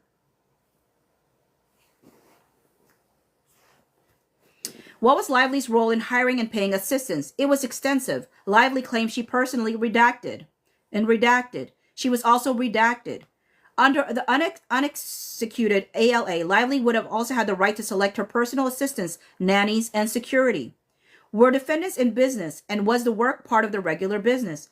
Yes, defendants were in the business of producing films, but it was not as if Lively walked into a pre-existing business and simply followed their rules. By her own account, she transformed the entire production process. The fact that a party was in business indicates nothing about whether plaintiff was an employee in that business. Did Lively receive employee benefits like health insurance? No. How was Lively treated for tax purposes? Not like a standard W-2 employee. As required by New Jersey law for all films shot in the state, IEWM withheld a 6.37% tax from its payments to Lively's loan-out entity, but it did not withhold federal, state, or local income tax or Social Security or Medicare tax. Moreover, the very fact that Lively now claims redacted and lost profits for her various companies demonstrates that she was in business for herself, not for any defendant. That's actually a good point. They said, okay, let me repeat that. Moreover, the fact that Lively now claims redacted in lost profits for her various companies demonstrates that she was in business for herself, not for any defendant. 4. Lively cannot prove a failure to investigate claim. Count 6. Lively asserts that IEWM and Wayfarer as employer entities violated 2 provisions of FEHA. California Government Code 12940JL and 12940K. By allegedly failing to take reasonable steps to prevent or investigate harassment regarding their employees. As a preliminary matter, Lively cannot assert claims under 12940K, which by its terms, as relevant here, is strictly limited to the employer-employee context. In any event, Lively's claims that defendants failed to prevent or investigate harassment would fall on the merits under either provision because she cannot establish the elements of such a claim, namely that there was in fact a substantive FIHA violation. Defendants failed to take reasonable steps to prevent it, or that any such failure by defendants caused Lively any harm. First, insofar as nothing Lively experience rose to the level of actionable harassment or retaliation, defendants had no corresponding obligation to prevent or investigate. Per regulations promulgated, wait, now I'm gonna learn. Promulgate. Yeah, I was all right. Promulgated. I was right. Under, there can be no standalone employer liability for failure to take reasonable steps under the plaintiff, unless the plaintiff also pleads and prevails on the underlying claim of discrimination, harassment, or retaliation. Because JL also does not create a standalone tort. The employee has no cause of action for a failure to investigate under FIHA unless actionable misconduct occurred. Okay, so footnote 7 said 12940K said also applies to labor organizations, employment agencies, apprenticeship training programs, and other employment training programs. Defendants are none of those. Second, undisputed facts show defendants took all reasonable steps to prevent harassment from occurring, thereby fulfilling their statutory obligations. The reasonableness of any employer's measures depends on the context. The regulations under 12940K call for an individualized assessment depending upon numerous factors, sometimes unique to the particular employer, as well as upon the facts of a particular case. Reasonable steps to prevent discrimination can include the establishment and promulgation of anti-discrimination policies and the implementations of effective procedures to handle discrimination-related complaints and grievances. Wayfair took each of those measures. It had a separate HR department as well as an employee handbook with clear anti-discrimination, harassment, or retaliation policies. Pursuant to those policies, individuals who believed they had experienced harassment were invited to discuss their concerns with their immediate supervisor, any member or management or human resources. Okay, actually, who was Blake Lively's immediate supervisor, any member or management or human resource? Because she says it's Justin, right? Or Heath? No, okay, it couldn't be Justin. It couldn't be Justin because Steve Sarowitz was asked, did anybody was anybody responsible for any employees or whatever? And when he asked about Justin Baldoni, he said no, but they asked about Jamie Heath and he said yes. Because Justin is not part of It Ends With Us movie LLC, is he? He's part of Wayfarer. That's why Jamie Heath had to sign the 17-point side agreement as president of the It Ends With Us movie LLC. So who was her boss? I know she kept saying that Justin was her boss. But who was her boss? Because I don't think she actually, I don't know if he's the boss. Does anybody, who's the boss? I used to love that show, Who's the Boss? But who was the boss? I mean, she seemed to be the boss. No, she acted like she was the boss. But Jamie might have been. Yeah, maybe Jamie. Okay, would have been Jamie. Okay. But then if it was Jamie, why did she go to Ange? That's why triangulation, people said it was, people said that she typically engage in triangulation. What is it? Can refer to different, in psychology, it is a manipulation tactic where a third party is involved in a conflict to create division or gain control. This often leads to misunderstanding and conflicts in relationships. Okay, she definitely involved herself in triangulation. A pill in BA on set could be Justin. He was director. He was the director, but I think, like, who was she legally required to, like, who was her actual, like, he was in the sense of like he's directing the scene, but that, so would be the first assistant director, right? Like when they were in scenes together, the first assistant director would be directing things, but I don't think she would consider the first assistant director her boss. And she certainly got the first one fired. So, allegedly.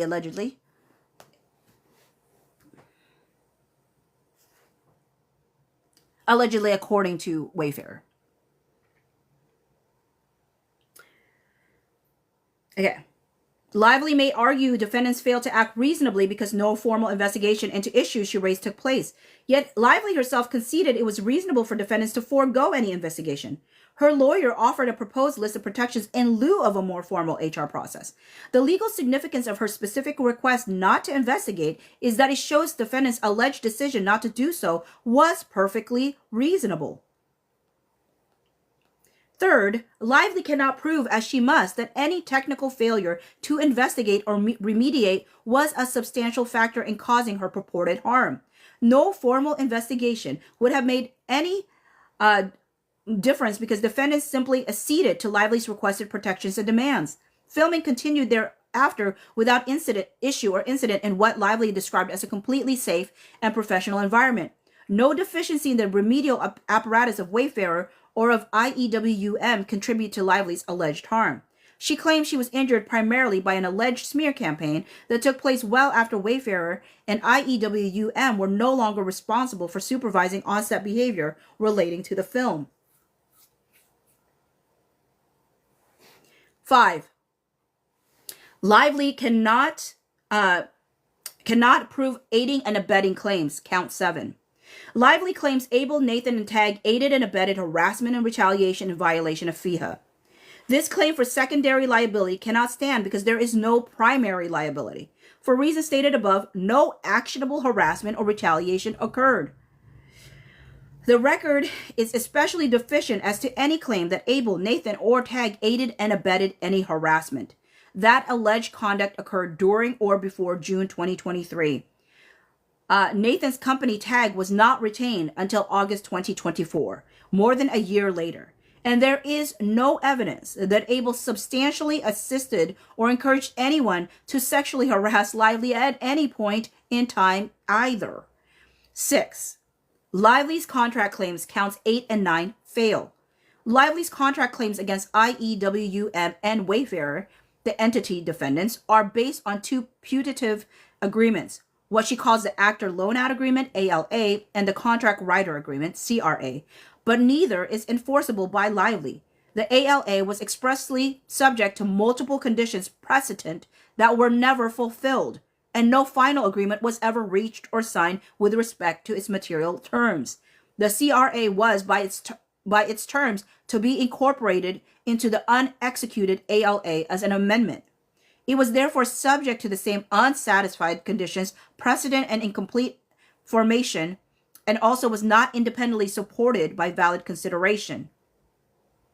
And even if the ALA and CRA were enforceable, Lively's claims would still fail for multiple reasons. A. Lively cannot enforce either alleged agreement. 1. Lively cannot enforce the Actor Loan-Out Agreement.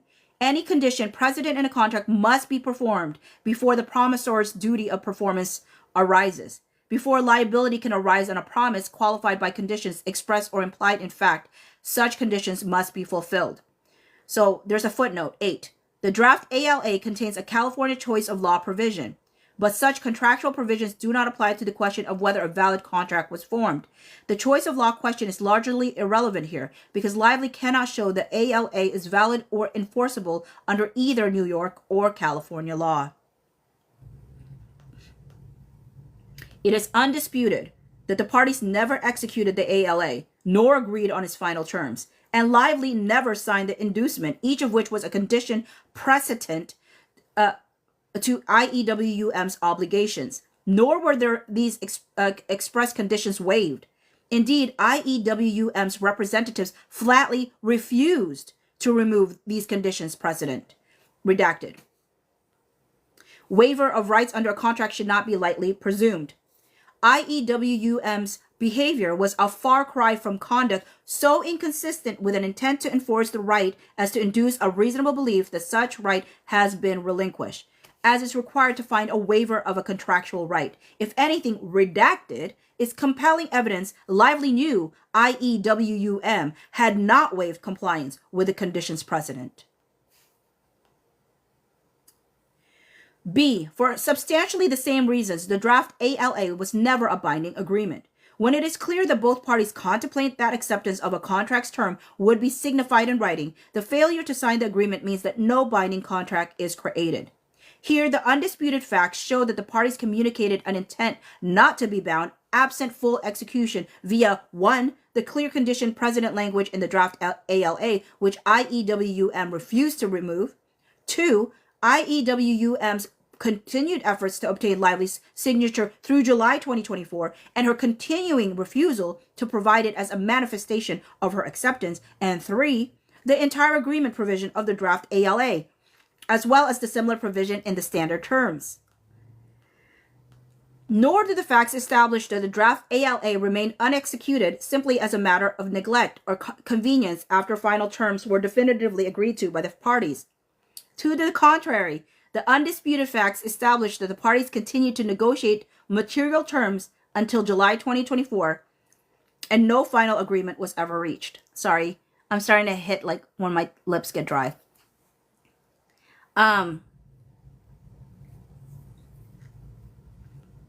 There is no meeting of the minds of the parties while they were negotiating terms. Even the sexual harassment provision, the provision Lively claims was breached, remains subject to revisions when the last draft was exchanged. To the extent any binding agreement enforceable by Lively was arguably formed, in terms were those set forth in the offer letter. Oh my word, this is, y'all, sorry. Gotta get this off my lips. Which was fully negotiated and agreed upon in May 2023, not in the ALA, the terms of which were never finalized.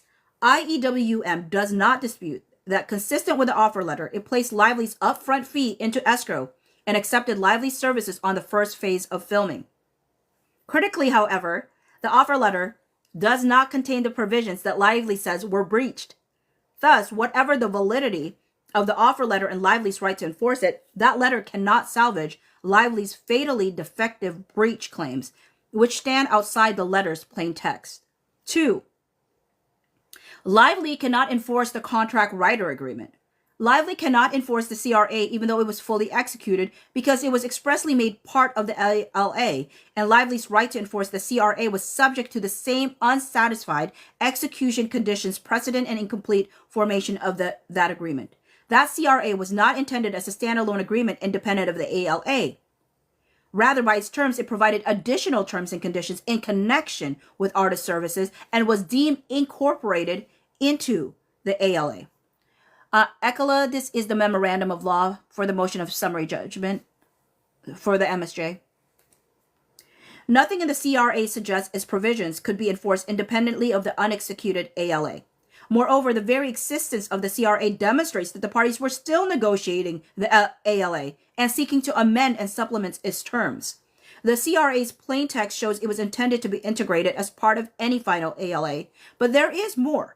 The conduct of Lively's counsel confirms the parties' understanding that even though the CRA was finalized first, the CRA was to be I already forgot how to say it again. Ancillary, I remember now, ancillary amendment to the unfinalized, unexecuted ALA.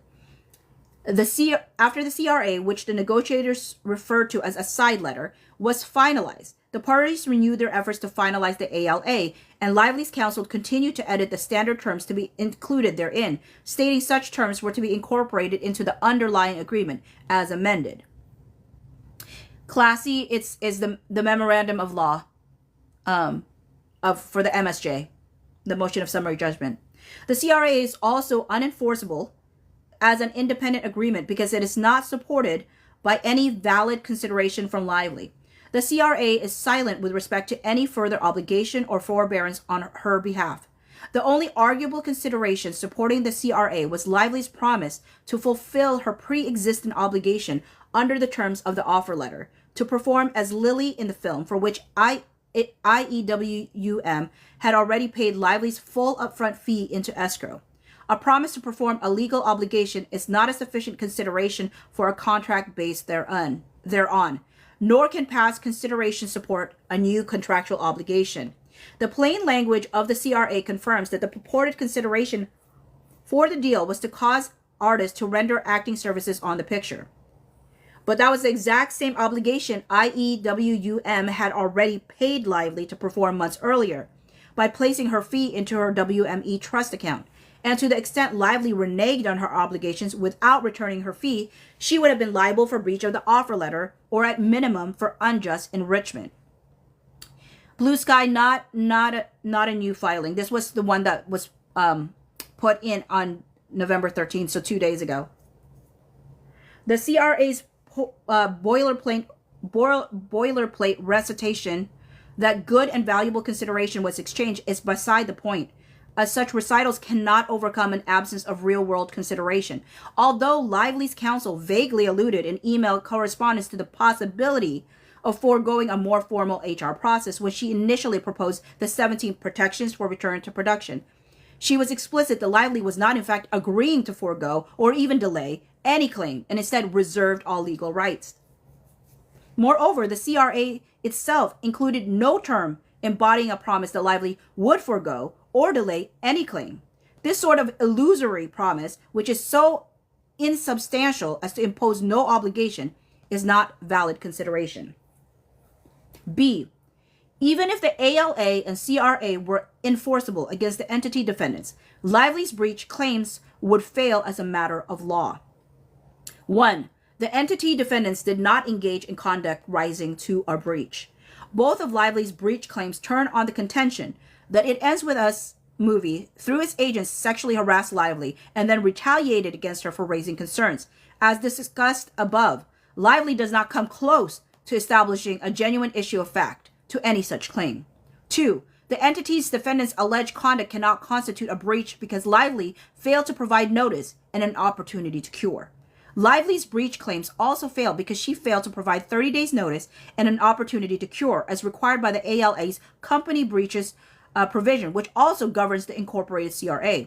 That provision states that no act or omission of company, IEWUM, hereunder shall constitute an event of default or breach of this agreement unless artist Lively shall first notify company in writing setting forth such alleged breach or default, and company shall not cure the same within 30 days after receipt of such notice. A notice and cure provision of a contract will serve as a bar to a claim for breach of contract, where the provision was clearly stated in the contract that was allegedly breached. Lively never provided the requisite notice and opportunity to cure before asserting her breach of contract claims. To be sure, Lively's attorneys sent a cease and desist letter on December 20, 2024, claiming that Wayfarer and others breached the CRA. But that letter was not addressed to IEWUM, as required by the contractual notice provision, and did not mention any alleged breach of the ALA. In any case, Lively filed her breach claims on December 31, 2024, only 11 days after sending the cease and desist letter, far less than the contractually mandated 30-day period. The only arguably relevant notice Lively delivered with respect to the ALA was the November 2023 email in which her counsel presented IEWU's counsel with the protections for return to production. But that email did not set forth any alleged breach as required under the ALA's notice and cure provision. It was therefore insufficient under the language of the putative contract, and as discussed below, any arguable breach alleged in that email was cured. So there's a footnote 9, as discussed, suprapoint 6A2. The ALA's notice and cure provision also covers the CRA, which was incorporated into the ALA. Okay. By its terms, the ALA and the incorporated CRA provided that no breach can arise absent notice and an opportunity to cure. As such, the provision of the agreement that defines a breach is not ambiguous. The clear and explicit meaning of the provision is that a party may be held in breach of the agreement only after receiving written notice of breach from the other party and failing to cure the breach within 30 days of receiving that notice.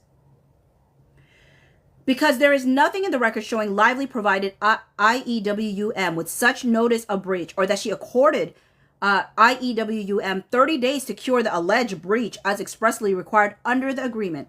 There was no cognizable breach by the entity defendants. 3. This is to me, this is really, I love how point this is. I really do. 3. Even if notice were provided via Lively's counsel's November 2023 email, the entity defendants indisputably cured any potential breach based on alleged sexual harassment. It is undisputed that when work resumed after the writer's strike and following receipt of Lively's list of protections, there was no recurrence of any alleged impropriety. Work on the set proceeded without issue or incident, without a single concern raised about even a single item that might give rise to a potentially hostile work environment.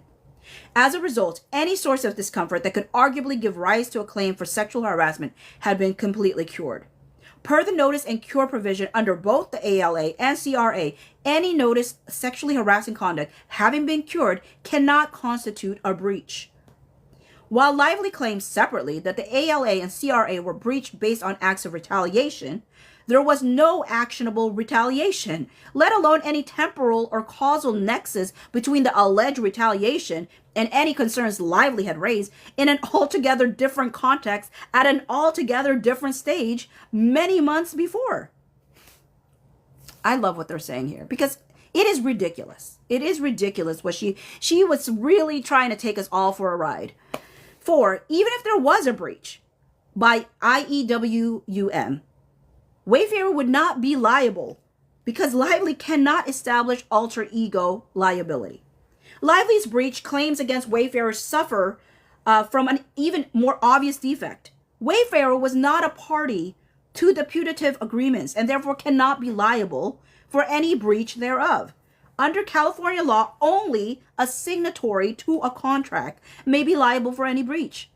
Lively's implicit contention that Wayfarer is liable for breach as IEWM's alter ego is unavailing because a member or manager of an LLC cannot be held liable for the debts, obligations, or other liabilities of the LLC, whether arising in contract, tort, or otherwise, solely by reason of his status as a member or manager.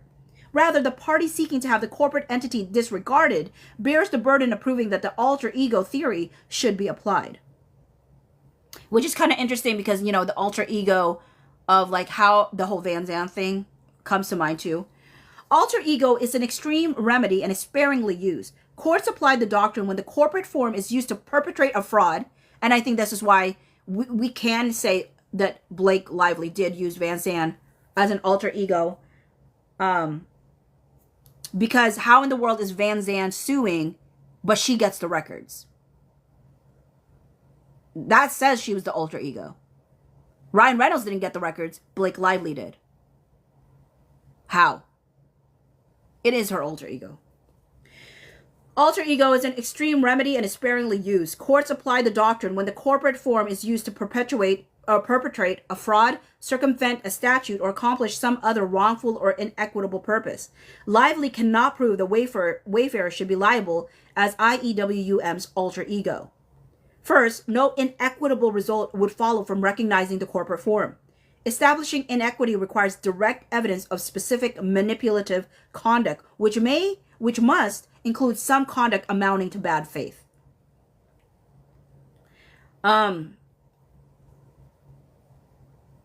Without something more, simply availing oneself of the protections provided by corporate charters is not misconduct sufficient to justify a court in finding a corporation to be an alter ego.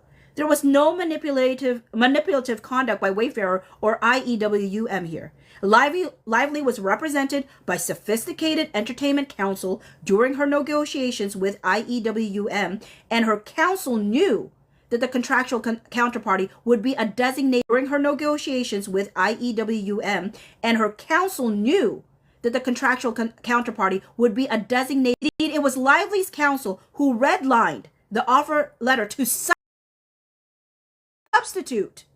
IEWUM as producer, whereas the initial draft had defined producer as Wayfarer Studios or its designated production service entity.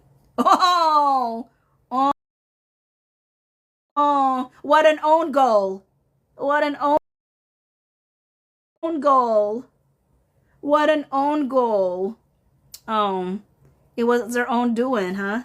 It was their own doing. Any suggestion that it was manipulative or bad faith for IEWM to be the counterparty is also belied by Lively's own use of a loan-out company, Blackout Inc., as counterparty to the alleged agreements. Can you read that again? Okay. It said, indeed, it was Lively's counsel who redlined the offer letter to substitute IEWM as producer, whereas the initial draft had defined producer as Wayfarer Studios or its designated production service entity. So, in the end, she was like, no. So I said, that's why I said, oh, well, what an own goal, right? What an own goal. Second, Lively cannot establish IEWM, and Wayfarer has such unity of interest and ownership that the separate personalities of the corporation and the member no longer exist. Yeah, she took herself out. She also, remember what I said? Like, why does she put herself on blast? Like, she needs to stop. She needs to stop and take a good look at herself. Because she's her own worst enemy, aside from Ryan being her op, as people call him.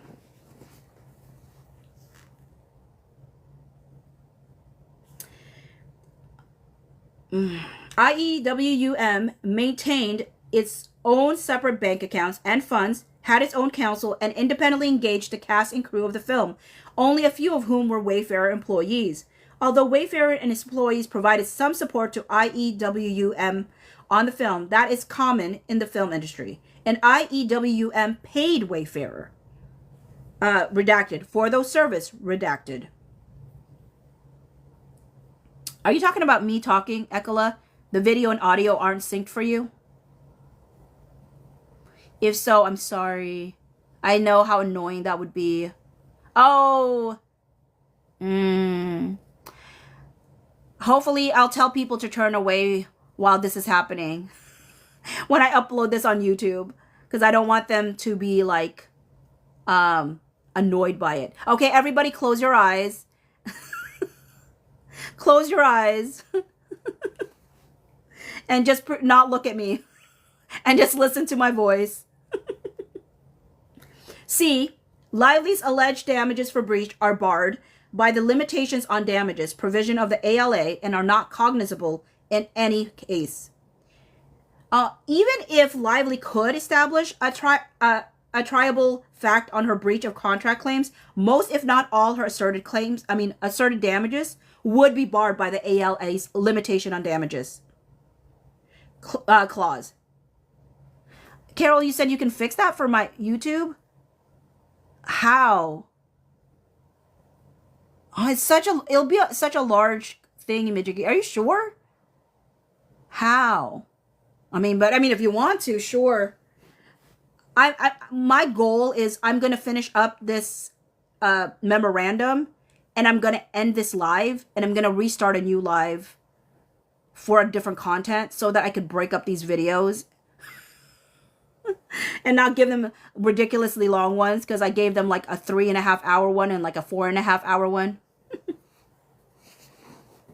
Okay, so even if Lively could establish a triable fact on her breach of contract claims, most, if not all, her asserted damages would be barred by the ALA's limitation on damages clause, which excludes consequential and or incidental and or special and or punitive damages.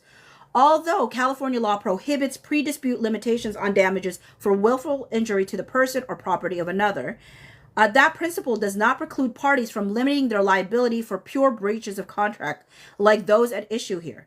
Here, little if any of Lively's asserted injury consists of general damages. Damages that flow directly and necessarily from a breach of contract or that a natural result of a breach. Rather, nearly all of Lively's asserted damages are paradigmatic, consequential, incidental, or special damages, i.e. secondary or derivative losses arising from circumstances that are particular to the contract or to the parties. Lively claims, for instance, that the defendants conduct caused associated businesses to suffer redacted in lost profits. She also claims redacted more in lost profits, which Lively refers to as lost earnings, from the speculative loss of entertainment deals with third parties. Lively also claims redacted from reputational harm, which appears to be simply double counting of her alleged future lost profits. None of those damages flow directly or necessarily from the entity's defendants' alleged breaches. They are instead secondary or derivative losses based on Lively's particular circumstances, namely her expectation of obtaining income from her affiliated business and subsequent entertainment-related contracts with third parties. So footnote 10 said, moreover, the limitation on liability and the ALA should not be treated as pre-dispute because it remained in the draft agreement after Lively raised the concerns resulting in the execution of the CRA, and the parties subsequent continued to negotiate terms. So none of these, yeah, I read that already. Under California law, lost profits can constitute direct damages only where the profits lost were due under the breach contract itself, not future or unidentified contracts. Lively does not contend that any of her lost profits are monies owned by defendants under the contract. Thus, the lost profits Lively seeks are best characterized as consequential, not general damages, and are expressly barred by the ALA. Thus, Lively's lost profits, lost wages, and reputational harm are all consequential, incidental, or special damages and barred under the limitations of damages provision. Lively's only alleged damages that do not fall into the bucket of consequential, special, incidental, punitive damages are her alleged pain and suffering, physical pain, and humiliation. It is unclear whether Lively contends these are proper damages for her breach claims as opposed to her tort claims. To the extent she does, her contention is barred because such damages are not available for breach of contract. The invariable rule is pronounced by a legion of cases that damages are not recoverable for mental suffering or injury to reputation resulting from breach of contract. Thus, Lively has failed to satisfy damages, which is a necessary element for breach of contract. D. Lively's contract claims are improperly duplicative. Even if Lively's contract claims had merit, they would be subject to dismissal because they merely duplicate her harassment and retaliation claims. Tort claims generally are not duplicative of contract claims because tort claims offer a separate measure of recovery. However, a claim is duplicative if it seeks the same damages or relief already sought by another claim. Here, however, Lively's theory of damages for her contract claims and statutory tort claims are entirely overlapping. Lively is not entitled to double recovery for the same injury by pleading tort and breach of contract claims because she cannot establish any independent damages for the alleged breach. Her contract claims should be dismissed. Okay, sparkling through, what is that quote? The quote says, no, the quote does not say that was just me. Sorry, the quote says, where did it go? I lost your quote. This is Mr. Heath. Do you see the pattern with these men? Rules simply don't apply. She said it was Heath in the picture she included, but it's Steve. What was the picture of? But that's so embarrassing. Does she not know that Jamie is black and that Steve is white? Like that. Oh, it's the deposition. Oh. At first I was like, what? She can't tell the difference between Heath and Steve. Okay, gotcha. It's the picture of a deposition. I will say that I accidentally said in an earlier video that it was Vivian Baker's deposition I was reading, but it was actually Carol's. I forget what Carol's first name is, but Ann Carroll, I think. Ann Carroll's. It was Ann Carroll's deposition. Alice, she will say she doesn't see color, but but it turns out it was a deposition one. Sparkling said Perez tried to correct them, but that's ignored. But what kind of narrative was she trying to push that she needed it to be Jamie Heath rather than Steve Sarowitz?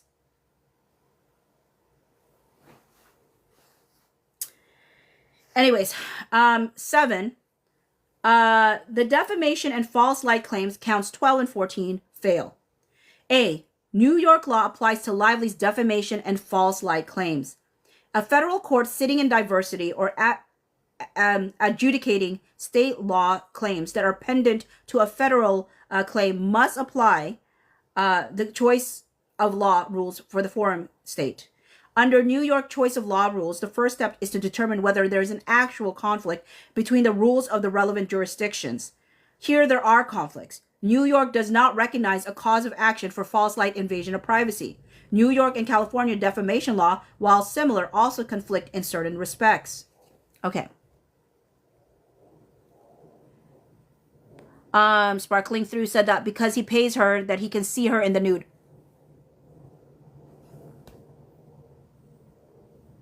That is such a mischaracterization of what he said. That is a reach. First and foremost, the man was offended. The man was offended. Offended. The man was flabbergasted that Blake Lively honestly thought he wanted to see her naked. That's what he was talking about. First and foremost, he was saying, wait, you're talking about me being non-essential? Like, I literally, how non-essential am I if I'm footing like $30 million of this film? That's why he said he was not. He wasn't saying, because I paid $30 million, I should be able to see you naked. He was saying, I am like so disgusted and so appalled and so offended that you actually thought I came there for your naked body, which was not even naked. That's what he was saying. And for them to push the idea that he thought he could pay to see, he didn't even want to see her naked. Okay, that's the point. That's why he was mad. He was mad because he was saying, I hate the insinuation that she had that I came on set because she was scantily clad. I could care less. She is not that important. And that is what she's probably offended about. That Steve Sarowitz says, you're not that important. Nor would I want to see your naked, scantily clad body if you think you're scantily clad.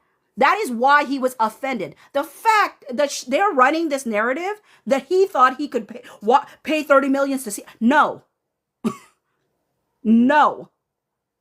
If they actually read the deposition, the reason he's mad is because she alluded to the idea that that's why he went there. That's so disgusting. That is such a misrepresentation. I can't stand misrepresentation like that, but I don't have the energy. I don't have the energy to fix like whatever's going on up here for them, that they literally thought that that's what he was saying. He was saying the literal opposite. He was saying the literal opposite. Yeah, I think he would pay $30 million not to see her ever again. Well, I shouldn't say it like that because somebody will clip this and misrepresent it. Yeah.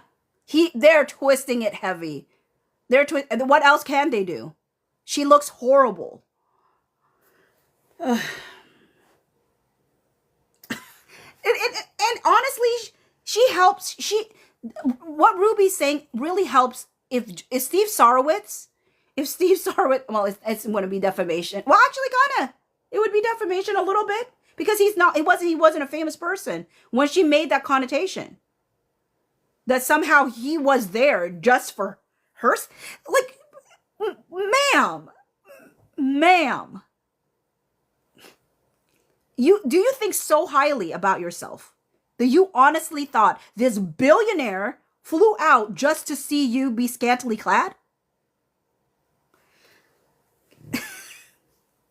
Okay. Whatever makes you sleep at night, I guess. In tort cases, New York applies the law of the state with the most significant interest in the litigation. In a multi-state defamation case, the plaintiff's domicile will usually have the most significant relationship to the case, and its law will therefore govern. This is the presumptive rule, which is overcome only if some other state had a more significant relationship. After taking into account where the plaintiffs suffered the greatest injury, where the statements emanated and were broadcast, where the activities to which the allegedly defamatory statements refer took place, and the policy interests of the states whose law might apply. All factors support application of New York law. Sparkling Through said he didn't even want to cast her. I mean, he certainly didn't put her on his list. When he sent a list of people that Justin Baldoni could consider hiring as an actress, she certainly wasn't on the list. The only reason none of those actresses or actors were chosen was because Justin Baldoni responded back to Steve and said, they're too young. I can't have a co-lead that's that young. So he chose somebody who was more age appropriate in his mind. So that's so funny.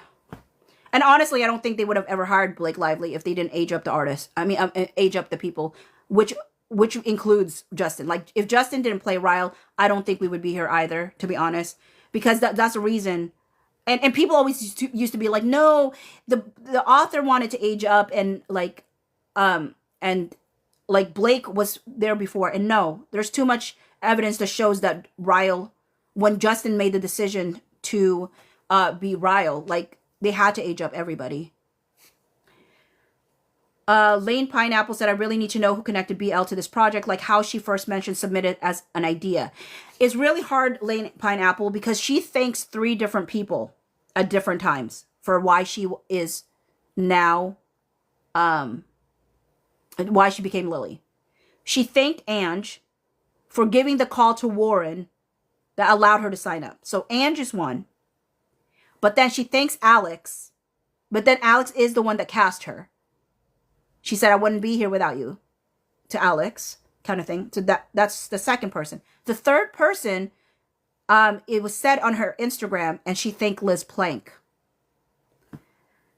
And then whoever was in the car with her that freaked out when they found out she was offered this Colleen Hoover thing.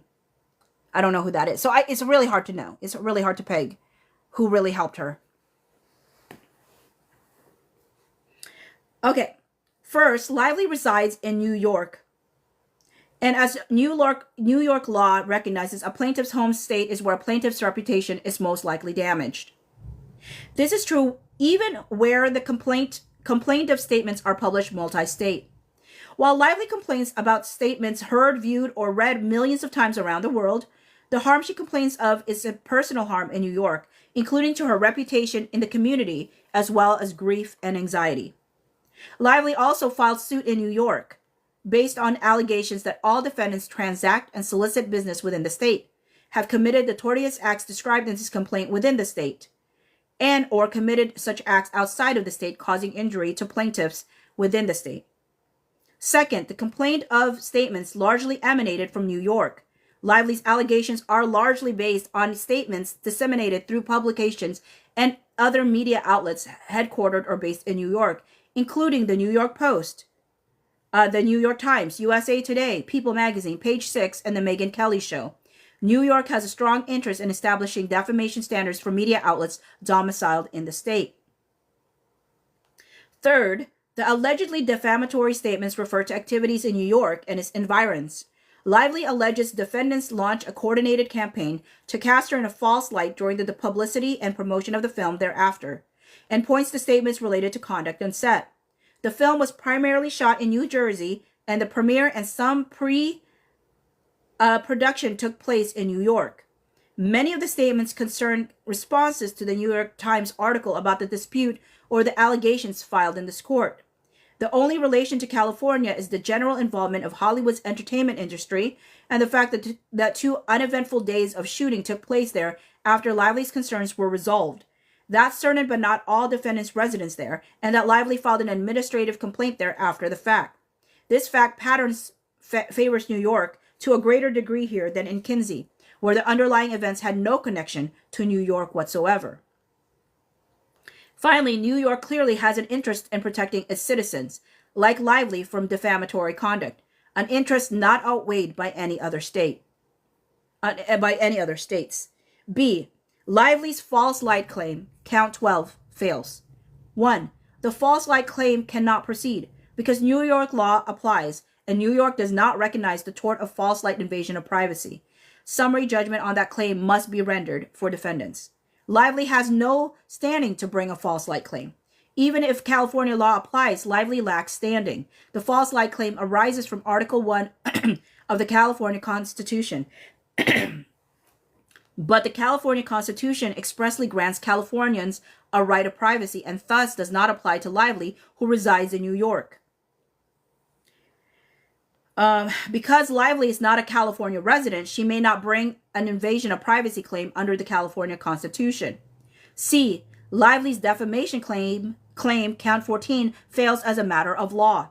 Nor can Lively establish a triable issue for her defamation claim. Lively generally contends that Wayfarer, Baldoni, and Heath, the defamation defendants, through their agents, published false statements asserting that Lively's allegation of harassment filed with the California CRD and this court were false and fabricated. That is, Lively's defamation claim is by definition based entirely on statements about the litigation published after litigation commenced. This claim fails for multiple reasons. 1.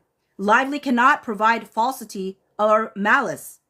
Lively's defamation claim fails because it's premised on the conceit that her harassment and retaliation allegations are true, and any contrary statements false. But as explained above, supra points 1 and 2, Lively's claims and allegations do not rise to the level of harassment, and no retaliation for complaints of harassment occurred. It is axiomatic that truth is an absolute, unqualified defense to a civil defamation action, and that substantial truth is all that is required. The defamation defendant's statements denying the truth of Lively's allegations and asserting, for example, that the claims are completely false were true or at minimum substantially true. Lively's claim therefore fails as a matter of law. Just as significantly, defendants' alleged statements denying the truth and validity of Lively's claims and allegations were not statements of objective fact and therefore cannot constitute defamation. Were not or were? Were not statements of objective fact and therefore cannot constitute defamation as a matter of law? Oh, meaning like it's an opinion? Maybe? I don't know. No, what is? Micah, I'm reading the Memorandum of Law.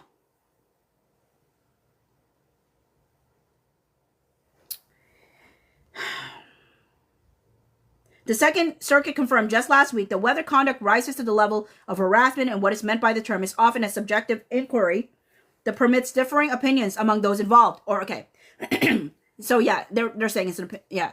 Or aware of the alleged conduct. Any ultimate conclusion about whether conduct amounted to sexual harassment or retaliation is a subjective one or a legal one. And statements expressing such conclusions therefore cannot, without more, constitute actionable defamation under New York law.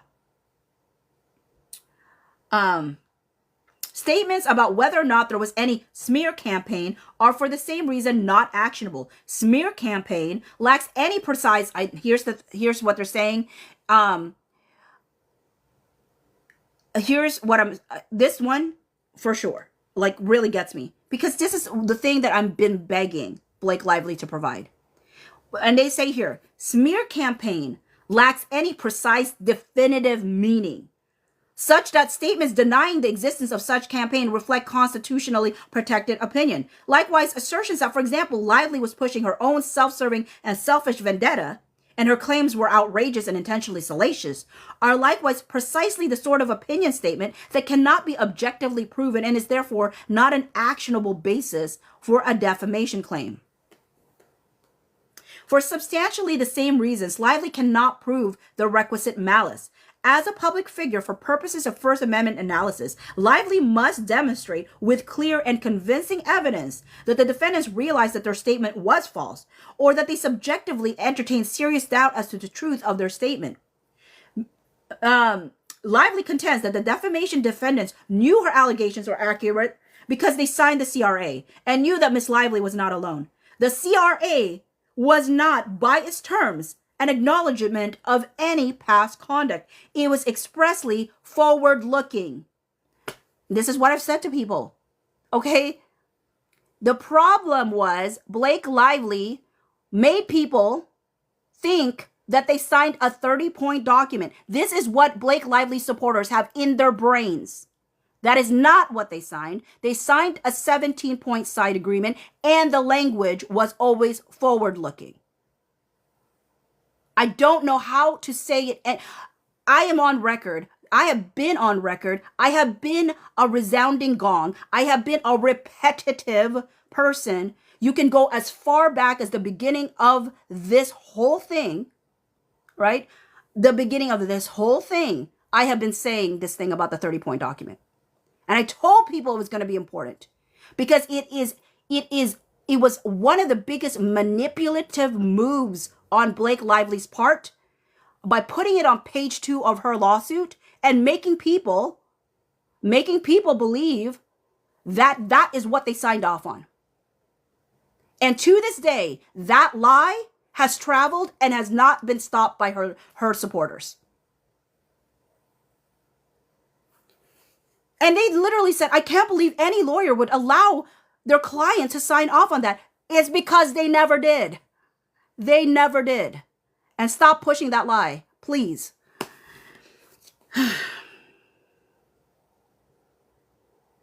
But even accepting Lively's spin on that document, it shows at most that defendants knew complaints were raised, not that the complaints were true. 2, the allegedly defamatory statements were absolutely privileged. Lively's defamation claim also fails because it is based on statements that are absolutely privileged under New York law. New York's fair report privilege protects any fair and true report of any judicial proceeding, legislative proceeding, or other official proceeding. New York court adopts a liberal interpretation of the fair and true report standard, so as to provide broad protection to news accounts of judicial proceedings. So footnote 11 said these statements would also be privileged in California. And then said a bunch of other stuff. Here, the post-litigation statements Lively claims were defamatory all merely repeat the allegations defendants had already asserted or would assert in this action, namely that Lively's allegation of harassment and retaliation were false and self-serving and could not constitute actionable claims. It is shameful that Miss Lively and her representatives would make such serious and categorically false accusations. This with defendants FAC, describing Lively's troubling pattern of manipulation and lies. The fair reporting privilege applies to a party who communicates a complaint to the press before that complaint is publicly filed. Okay, so moreover, permitting a defamation claim to proceed to trial based on an attorney's blanket denial of serious accusations against his clients would raise serious First Amendment concerns. For that reason and others, New York courts have extended the fair report privilege to comments made by attorneys to the press in connection with the representation of their clients. I mean, her lawyers have done the same thing. Her lawyers have accused Justin Baldoni and Wayfair of lying. Why? Because they have to defend their client. For you to try to gag their defense,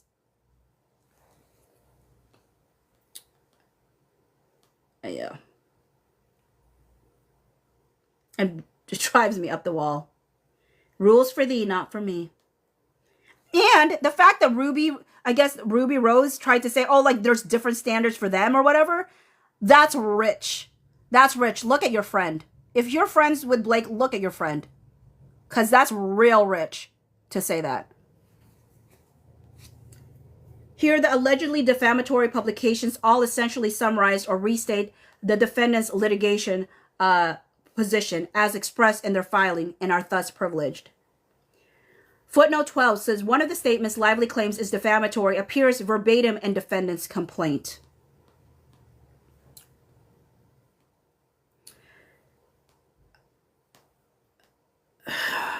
Yeah. Oh my word. I read your comment, Ekala, and usually I would read stuff, but I mean, even reading that just makes my blood boil. As Justin said, that message makes my blood boil. Because, you know, I have a song called Me Too, and it talks about, like, how do you know when somebody's misusing the term deny attack victim reverse offender. If this, and that, maybe I'll play that. Actually, I'll play No More. When I close out for the night, for this particular live, I'm going to play No More, which is, I think, Sparkling Through's favorite song. But, because I am so tired of her using women's movements for something that is so self-serving and has no benefit to women. She keeps saying this is for the women. How? You're doing more harm than good, and it is very self-serving. It's been self-serving. 8, Lively's conspiracy claim, count 15, fails. Lively. Oh, you like Damaged? Yeah, the damage is done. Yeah, The damage is done. Yeah. Lively's conspiracy claim fails for several independent reasons. First, there can be no claim of conspiracy, whereas here, there is no actionable underlying tort. Second, even if Lively had a viable tort claim, her conspiracy claim would be entirely duplicative of it and should be dismissed on the ground as well. Third, outside of tort liability, no claim for conspiracy will lie. A breach of contract may not serve as the basis for a civil conspiracy claim. Nor does New York civil conspiracy law extend to Lively's federal and state statutory claims. 9, there is no basis for liability against defendant Sarowitz. And actually, let me stop, and there's a footnote 13, that says there is no conflict between California and New York's civil conspiracy law. Let me get this open too, in case.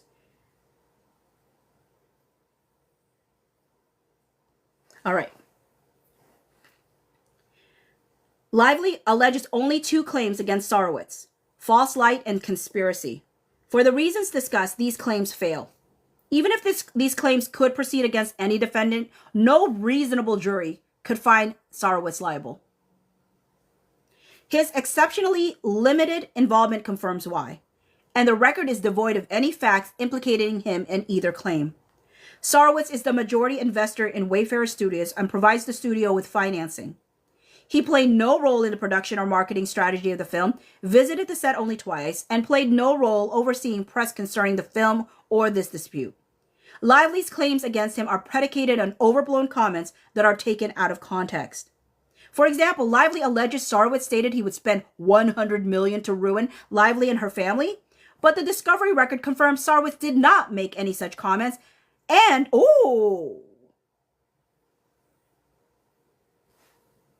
did you hear that? But the discovery record confirms Sarowitz did not make any such comment, and at times was focused only on defending himself in the studio. I have always told people that statement of 100 million to ruin the lives of Lively and her husband and her family or whatever was never in quotes. It was never put in quotes. The only time you saw that in quotes was when she quoted her own lawsuit in other filings. But the original lawsuit never had that in quotes. Ever. Again, not to say that so it wasn't potentially like a paraphrasing and somebody said it, but here they're saying it was never said. Not at least in that context. That it was always about defending himself and the studio. It has always been about that. It was never about, oh, I want to ruin your life just for funsies. It's like, you're trying to destroy us. We're going to fight back. Lively also quotes a surreptitious recording of Sarowitz in which he states there will be 2 dead bodies when I'm done. But as the recording makes clear, Sarowitz was speaking only in metaphorical terms. Left out of Lively's allegations is Sarowitz's immediate clarification that he meant not dead, but you're dead to me. Sarowitz was focused solely on making sure the studio was protected from Lively's attack and not attacking Lively, and he disclaimed any intent to harm Lively as not the world I want to live in. Such comments without any evidence of any specific follow-up conduct are insufficient to support any of the claims in which Sarowitz is named. 10. Several aspects of Lively's damages must be dismissed. A. Lively lacks standing to assert claims for lost profits or royalties. Lively claims redacted of lost profits associated with two parties redacted, as well as royalties flowing from those entities. Lively is merely an indirect shareholder of these entities and not the direct beneficiary of any royalties flowing therefrom. As such, she has no basis to claim any such damages and or to recover losses allegedly suffered by these entities. A shareholder cannot sue in her individual capacity to redress wrongs inflicted upon a corporation in which she holds stock. Courts routinely reject claims like Lively's in which individuals seek redress for corporate damages, including lost profits. Lively and the businesses she works with are not interchangeable. An individual lacks standing to sue when the alleged injury is based on an injury to a corporate entity. A bunch of redactions. B. Lively cannot recover speculative lost profits. Even if Lively had standing to seek damages on behalf of these distinct corporate entities, she does not. The court should still reject her demand for lost profits. Lost profit damages are too speculative, whereas here they arise from entirely new business ventures without any proven record of financial performance. Damages for lost profits must be proved with reasonable certainty. They may not be merely speculative, possible, or imaginary. In the case of new business ventures, evidence of lost profits receives greater scrutiny because there is no track record upon which to base an estimate. Not surprisingly, courts routinely have rejected lost profit claims asserted with respect to unproven businesses. That is because with any new business, there does not exist a reasonable basis of experience upon which to estimate lost profits with a requisite degree of reasonable certainty. As such, there is no basis upon which its lost profits can be calculated with reasonable certainty. Conclusion. For the foregoing reasons, and those stated in defendant's motion for judgment on the pleadings, the court should grant summary judgment in the Wayfarer party's favor on Lively's claims. And that is signed off on by Alexander A.E. Shapiro. And props. That's probably she did a fantastic job on it. I will return again. But one, I'm gonna eat. Oh, it's only 7:41. Dang. That's probably because I woke up at like 2. I can't believe it's only 7:41. But I've been awake for like 5 hours. I'm going to be back after I eat. And also, what I'm going to do is I'm going to go through the attachments that are available to us that we didn't already read when I was with Carol, Raven, and Elsridge. Yeah, so I'm going to play No More. By the way, I found out Journalist 24 told me, so CJ told me that, hey, remember that you have a YouTube with your music on it. I was like, I do. When I put this out on Spotify, it put it out on all these other locations. So it's also on like those TikTok. You could put it on TikTok videos, and you could also watch it on YouTube, which I didn't even realize that it's there, but it's there. But I'm gonna play No More, because that's how I feel. Like, no more, please, no more.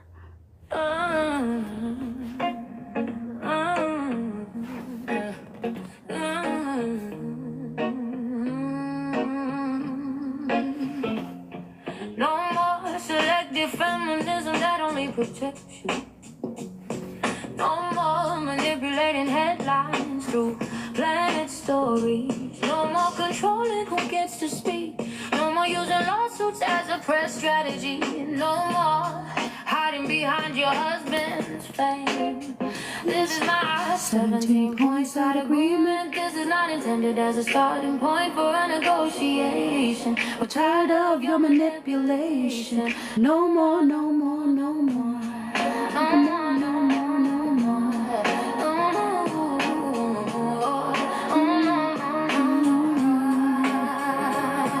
No more punishing people who tell the truth. No more gaslighting the public with half-truths. No more blaming the internet for your own error. It's in control. No more preaching your tactics are exposed. This is my 17 points out agreement. This is not intended as a starting point for a negotiation. We're tired of your manipulation. No more, no more, no more. No more, no more, no more. No more, no more. No more, no more, no more.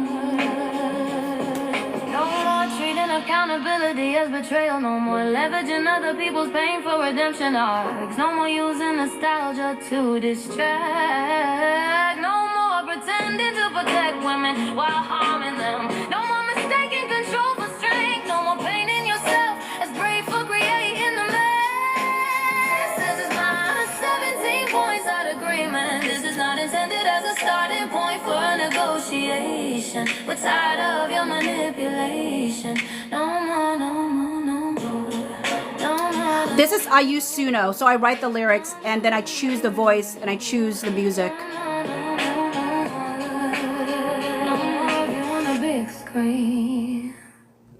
So when you say things like lyrics are so good, that means a lot because those are my lyrics. So thank you.